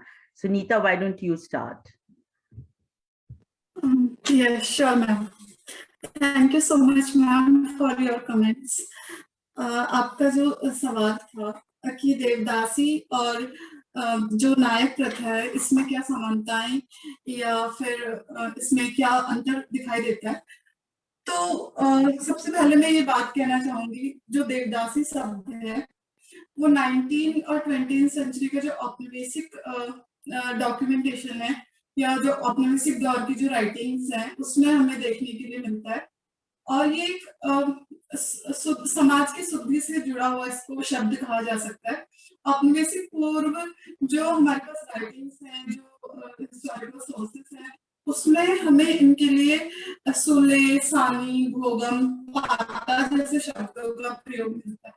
और नायक कन्याओं को भी कई sources में पाता, पातर, नायिका कहा गया है। और ये नायिका जो वर्ड है ये संस्कृत का है, जिसका अर्थ है कि वैश्य। और यहाँ पर जो सुले, सानी, भोगम जो हमें दक्षिण भारत के संदर्भ में शब्द मिलते हैं, इनका भी जो अर्थ है वो भी वैश्य से ही है। तो हम देखते हैं कि औपनिवेशिक दौर में देवदासी वर्ड यूज किया गया और आधुनिक समय में भी देवदासी जो वर्ड यूज किया गया है, ये एक तरह से जो उनकी अस्मिता है सेक्स वर्कर्स की, वैश्यावृत्ति का जो वो करती थी, उसकी एक पर्दापोशी है देवदासी वर्ड। जहां तक समानता की बात की जाए तो शुरुआत से जो ये शब्द है वहीं से इन नायक प्रथा में और देवदासी प्रथा में हमें समानता देखने के लिए मिलती है। और मैं कहूंगी कि चाहे सुधारकों का इसमें रवैया हो या कॉलोनियल गवर्नमेंट का हो या जिस तरीके से ये रिस्पॉन्स कर रहा था समाज, कुमाऊं का एक गढ़वाल का जो रिस्पॉन्स दे रहा है वो एक ही मतलब एक ही माहौल है, वो राष्ट्र निर्माण का एक माहौल था जिसमें जो हमें रिस्पॉन्सेस दिखते हैं और जिस तरह के हमें कानून दिखते हैं उसमें काफी हद तक हमें समानताएं दिखती हैं। दूसरा मैम जो आपका सवाल था कि नायक जो प्रथा है या नायक जो समुदाय है वर्तमान में उनकी क्या स्थिति है, इसके संदर्भ में मैं कहना चाहूंगी कि जो नायक है, जैसा कि मेरे पेपर में हमने देखा कि 19वीं सेंचुरी में, लेट 19वीं सेंचुरी और अर्ली 20वीं सेंचुरी में जिस तरीके से जिस तरह की एक प्रक्रिया थी, जिस तरह की जनसभाएं और व्याख्यान हो रहे हैं, जिस तरीके से एक नायक व्यवस्था को छवि बनाई जा रही है उसकी, और जो सिविल इंटेलिजेंसिया है और जो हमारे हिंदू पब्लिसिस्ट हैं उनके द्वारा जो छवि बनाई जा रही है कि ये एक समुदाय पे कलंक है और ये अनैतिक है, तो इस तरह के सुधार कार्यक्रम के बाद वर्तमान समय में नायक समुदाय जो है वो अपनी जातीय अस्मिता को जाहिर नहीं करता है। तो इस वजह से इनके बारे में स्पष्ट तौर पर कहना कि वो वर्तमान में क्या स्थिति है, क्या जेंडर रिलेशंस है, वो क्या प्रथा किसी तरीके से जारी है, थोड़ा मुश्किल होगा कहना, लेकिन मैं कह सकती हूँ कि ये जो एक विशेषता थी कुमाऊं के कल्चर में वो अभी पूरी तरह से ढूंढे हैं। लेकिन नेपाल में इस प्रथा के अभी भी जारी होने की बात हमें मिलती है देखने के लिए। वसुधा पांडे जिन्होंने इस पर काम किया कहती है कि नायक प्रथा अभी भी वहां पर जारी है। इसके अलावा आपने जैसे कि स्कॉलरशिप्स पे कहा कि कौन से स्कॉलरशिप काम हुआ है जिसकी वजह से हमें क्षेत्र में रुचि आई इन विषयों को देखने के लिए, तो मैं कहना चाहूंगी जो पार्थ चटर्जी का काम है जिसके बारे में आपने कई बार हमें बताया है कि वो बात करते हैं घर और संसार के अलग करने की, कैसे सुधार नेशनलिस्ट मूवमेंट के टाइम पे जो बाहर की दुनिया में सार्वजनिक क्षेत्र में हार चुके थे वो निजी क्षेत्र में घरों की ओर जा रहे हैं और वहां पर सुधार करने का सोच रहे हैं क्योंकि वहीं पे वो अपनी सत्ता क्रिएट कर सकते थे। तो पार्थ चटर्जी का काम और प्रियदर्शनी विजयश्री का जो काम है देवदासी या धार्मिक वैश्य और जो अनफिनिश्ड जेस्चर है देवेश सोनी जी का और खासतौर पे आपका काम साहित्य क्रांति के संदर्भ में मधुकेश्वर का काम, तो ये सारे राइटिंग्स हैं जिन्होंने इस क्षेत्र में मेरी रुचि पैदा की। Thank you Nita, thank you Nita. तो सुरुचि अब तुम रिस्पॉन्ड कर सकती हो। Suruchi please can you respond to the questions? Yes ma'am.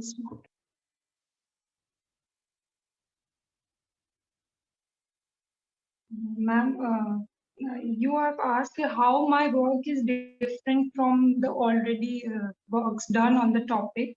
You have mentioned Prem Chaudhary and Parvez Modi's work. Both of them focus on contemporary Haryana, and Modi's work focus on the contemporary situations in Delhi.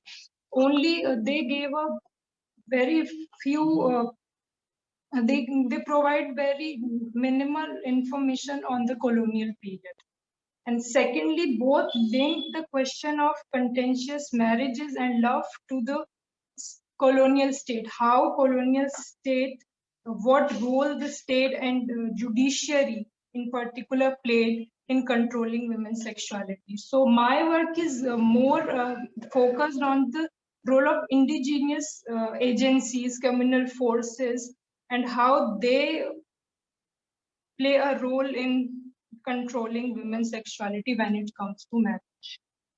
And secondly, you asked how you think romantic fiction provide is more important than the essays. So if basically the thing is, if you when you look for sources on this topic, official archives provide a very less detail, and it is the print which gave much detail on the topic. So and fiction in particular give a much more detail on the love marriages and contentious marriages. And it is also fiction is also important if we want to investigate the experience and women voices who were involved in these affairs. Third, you asked about the stories that are they all ending in tragedy. First of all, I want to say that there are few stories that talked about these subjects of transgressions and where norms are challenged, and in those also mostly ends in tragedy. Thus, I have read about 20 to 20 or 30 stories, and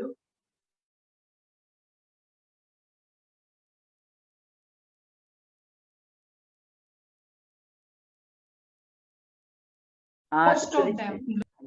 Yeah, continue. Huh? Your frame is getting frozen. Achha, it's okay. Continue. Okay, thank you. And yes, ma'am. So I would say that most of them ends in tragedy only. In some, both couple that died, or there is no happy ending. And you asked how do you get to, yes ma'am, there are actual cases also. Court cases are significant in this case. They provide much detail about the actual cases that were present during the period of early 20th century. Mainly the how they were. So yes, ma'am, the judicial court cases archive is more important if you want to look at actual cases. Thank you, Suruchi. Ilima, would you like to respond? Yes, ma'am. You asked कि मेरा क्या work, क्या मतलब reforms education पे काफी बात हो चुकी है, लेकिन क्या वर्क नया लेकर आएगा हियर मैम. पहले जो मैं बात कर रही हूँ एजुकेशन रिफॉर्म्स वगैरह की मैंने बात की है, उसको मैं जो उर्दू विमेन जर्नल्स हैं, जो मेल्स वाया मेल्स या विमेन्स राइटर्स ने जो लिखे, उस पे मेरा ज्यादा फोकस है रहे कि उनके what were their ideas and aspirations were, and more importantly how they viewed their own problems, and what new questions they were addressing and what justification they gave in response. This will help us to understand the women's point of view of women's perspective, which is otherwise generally marginalized or ignored in traditional history. Unearthing the ideas of women will add to corpus of knowledge regarding the history of representation, misinterpretation, and formulation of ideas. since the writings of Urdu women journals have been woefully neglected and existing, few works have failed to give a complete picture of women's conscious, like जैसे Gail Minault's work, secular scholar, gender and gender works, वो काफी उसको excluded करते हैं कि जो women's Urdu journals हैं या उनके राइटिंग्स हैं वो कैसे विमेन एजुकेशन को या women's society, Muslim women society को अफेक्ट करता है. मेनली वो तीन ही मैगजीन्स पे वर्क करती हैं, तो जो और नए काम की और एक नई मत कई रास्ते खोलती है, जिस पर मेरा फोकस है. और एजुकेशन को मैं इस तरीके से उससे जोड़ूंगी कि education sustain and create changing in society, and it is capable to redressing in social inequality. It can overcome the unfair distribution of life changes through the equalization of educational opportunities. uh, and my questions were कि how did men and women discuss the issue of Muslim women in a colonial situation, and women echo the concern of men, or did they in due course of time begin or to exhibit independence of mind? And what were the themes by women emphasized upon, and what argument did they use? I have mostly relied on the literature of male reformers aimed at women to know how they reflected at the identity of women and what they wanted them to. And I have also tried to focus on literature which was entirely produced by women in the late 19th century and early 20th century, like Ismat Akbar and Ustani, Rehbar and Niswan, Awaz and Niswan, Jawahar and Niswan. This gives us enough insight into how women felt about themselves, about the problems they face, and how they respond to them by focusing on the writings of women. I will try to show how women enter the field of writing, which was otherwise considered against the norms of patriarchal society. And I'm arguing that the entry of women writers in the intellectual domain should be studied as a direct challenge to the intellectual hegemony of the men, rather than neglecting them as lacking the strong feminist traits of vociferous protest as compared to their Western women counterpart. And will show how different positions were adopted by women writers to make their entry into intellectual domain. And अगर वो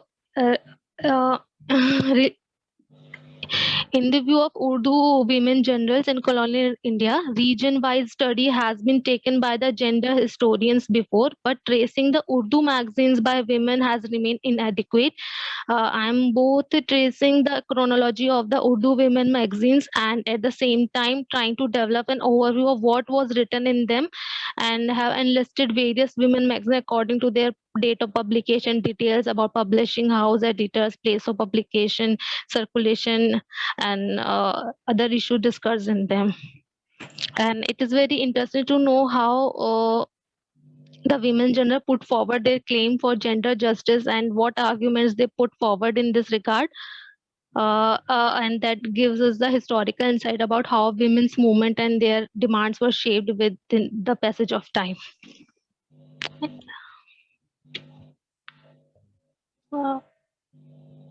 Ma'am, you are muted, I think. Okay, thanks so much. Lima. That was so comprehensive and so well Thank you, ma'am. answered. Thank you, ma'am. अच्छा स्नेह, अब आप अंत में आप बोलिए, फिर अगर किसी का कोई और सवाल है तो you can even put it in the chat box, and you know if anybody else has any question. But स्नेह, हाँ आप ठीक है मैम. Okay ma'am. मैम, पहले आपने बोला कि कार्यक्रम को सीमित करने के विषय में, तो मुझे लगता है कि एटलीस्ट 1940 तक के दशक तक तो मुझे इसके बारे में उल्लेख करना होगा फिल्मों का, क्योंकि जो बिल्कुल स्टार्टिंग का फेज था और जो 40 का जो फेज था, उन दोनों में काफी डिफरेंस आता चला जाता है, हीरोइनों की पृष्ठभूमि, जो अभिनेत्रियां उनकी पृष्ठभूमि में भी, और जो फिल्म निर्माण है उसकी तकनीक में भी. और दूसरा, आपने बोला कि स्त्री अभिनेत्रियां जो उस टाइम पे काफी रेडिकल थी अपने पर्सनल लाइफ में, तो वो प्रोफेशनल लाइफ से कैसे जो है सामंजस्य स्थापित कर पाती थी. तो इसमें मैं 2 उदाहरण देना चाहूंगी. एक तो देविका रानी का, कि देविका रानी खुद मतलब काफी रेडिकल एक पर्सनालिटी थी, लेकिन फिर भी उन्होंने उनका जो उनके हस्बैंड के साथ जो एक रिलेशन था, वो उनकी इतनी म्यूचुअल अंडरस्टैंडिंग थी कि एक समय में उनकी एक फिल्म थी आई थिंक जीवन नैया, तो उसमें उनके खुद के को स्टार के साथ उनका अफेयर हुआ था, लेकिन बाद में उन्होंने वो फिल्म बाद में पूरी भी की और वो अशोक कुमार के से हीरो को रिप्लेस किया गया और बाद में आई थिंक जो देविका रानी उसने काफी लंबे समय तक बॉम्बे टॉकीज को चलाया भी था हिमांशु राय की देहांत के बाद भी। और दूसरा लीला चिटनीस का उदाहरण देना चाहूंगी। लीला चिटनीस की जो फिल्म में प्रवेश होता है, जब वो उस समय पे 3 बच्चों की माँ थी, तब उन्होंने फिल्मों में प्रवेश किया था। तो उस समय पे फिल्मों में ये भी नहीं था कि आपका हमेशा से कि आप एकदम अनमेरिड होनी चाहिए या इस तरीके का कोई कॉन्सेप्ट नहीं उस टाइम पे बहुत बड़े लेवल पे देखने को मिलता है। और तीसरा जैसे आपने बोला बाजार की भागीदारी, मैं बाजार उस समय भी काफी हावी था। जैसे एक उदाहरण मिल मजदूर फिल्म का देना चाहूंगी जो प्रेमचंद ने लिखी थी, और वो फिल्म इतनी ज्यादा कटाक्षपूर्ण थी जिससे कि जो उस समय के जो मिल मालिक थे वो उससे काफी डर गए थे। तो उस फिल्म को रिलीज ही नहीं होने दिया गया और उसको सेंसर से इतना उसमें मतलब उसमें इतनी कैची चला दी गई कि वो फिल्म जब रिलीज हुई तो उसका कोई मतलब ही नहीं रह गया।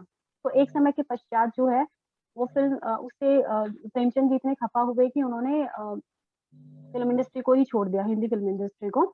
और लेकिन फिल्मों में जो उस समय में जो महिलाओं का जो चित्रण हो रहा था उसमें बाकी और चीजों का भी सहयोग था। जैसे मैंने इप्टा का उदाहरण दिया, दूसरे उस समय में काफी सारे आंदोलन भी चल रहे थे, तो उसका भी प्रभाव काफी बड़े लेवल पे देखने को मिलता है, जिसमें कि काफी जो क्रांतिकारी जो अभिनेता थे जैसे बल्लाळ साहनी, पृथ्वीराज कपूर या निर्माता निर्देशक जो थे हिमांशु राय, बिमल राय, देन ख्वाजा अहमद अब्बास, इवन सोहराब मोदी, तो उनका भी काफी योगदान रहा है।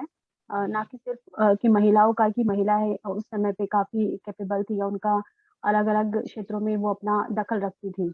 और तीसरा मैम आपने अंदाज मूवी के बारे में बोला, तो वो ठीक है मैम, रवि वासुदेव ने राष्ट्रवाद के परिप्रेक्ष्य में उसको अपने उन्होंने इसका शोध कार्य किया है, पर मैं इसको नारी विमर्श के परिप्रेक्ष्य में देखती हूँ, क्योंकि मुझे ऐसा मतलब ये मेरा अपना जो मुझे लगता है कि एक तरीके से जो हमारा जो सामंतवाद की जो एक या पितृसत्तात्मक जो सत्ता है उसका ही एक रूप देखने को मुझे उस फिल्म में मिलता है, चाहे कुछ ही हद तक हो। क्योंकि एक समय के बाद जहाँ पे नरगिस हर बार राज कपूर को बोले जा रही है कि नहीं मतलब ये मैं ऐसी नहीं हूँ या मैंने ऐसा नहीं किया, लेकिन वो विश्वास करने के लिए तैयार नहीं है। क्यों? क्योंकि ये हमारी पितृसत्तात्मक संरचना इस प्रकार की है जिसमें स्त्री को ज्यादातर अपने लिए बोलने की इतनी आजादी नहीं दी जाती, जहाँ पे नायक हमेशा अपने दम्भ में रहता है कि जो उसने बोला वही सही है, जो उसने जो समझा वही सही है। और जब उसकी कई बार ऐसा होता है कि जब उसकी आँख खुलती है तब उसको इतना पछतावा भी नहीं होता जितना होना चाहिए, मुझे मतलब ऐसा लगता है। ओके, थैंक यू स्नेहा, बहुत बहुत धन्यवाद।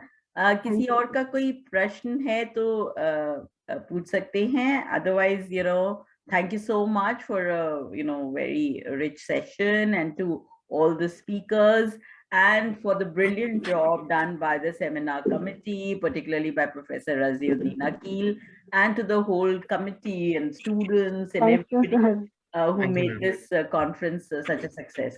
So I pass it over now to the organizers. Thank you.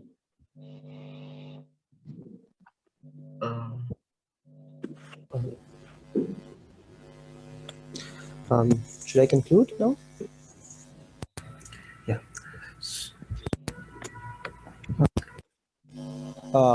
I would like to thank all the participants for such important presentations, and I would extend my gratitude to all the faculty members and audience connected through Facebook and Zoom for their interventions and remarks over the presentations.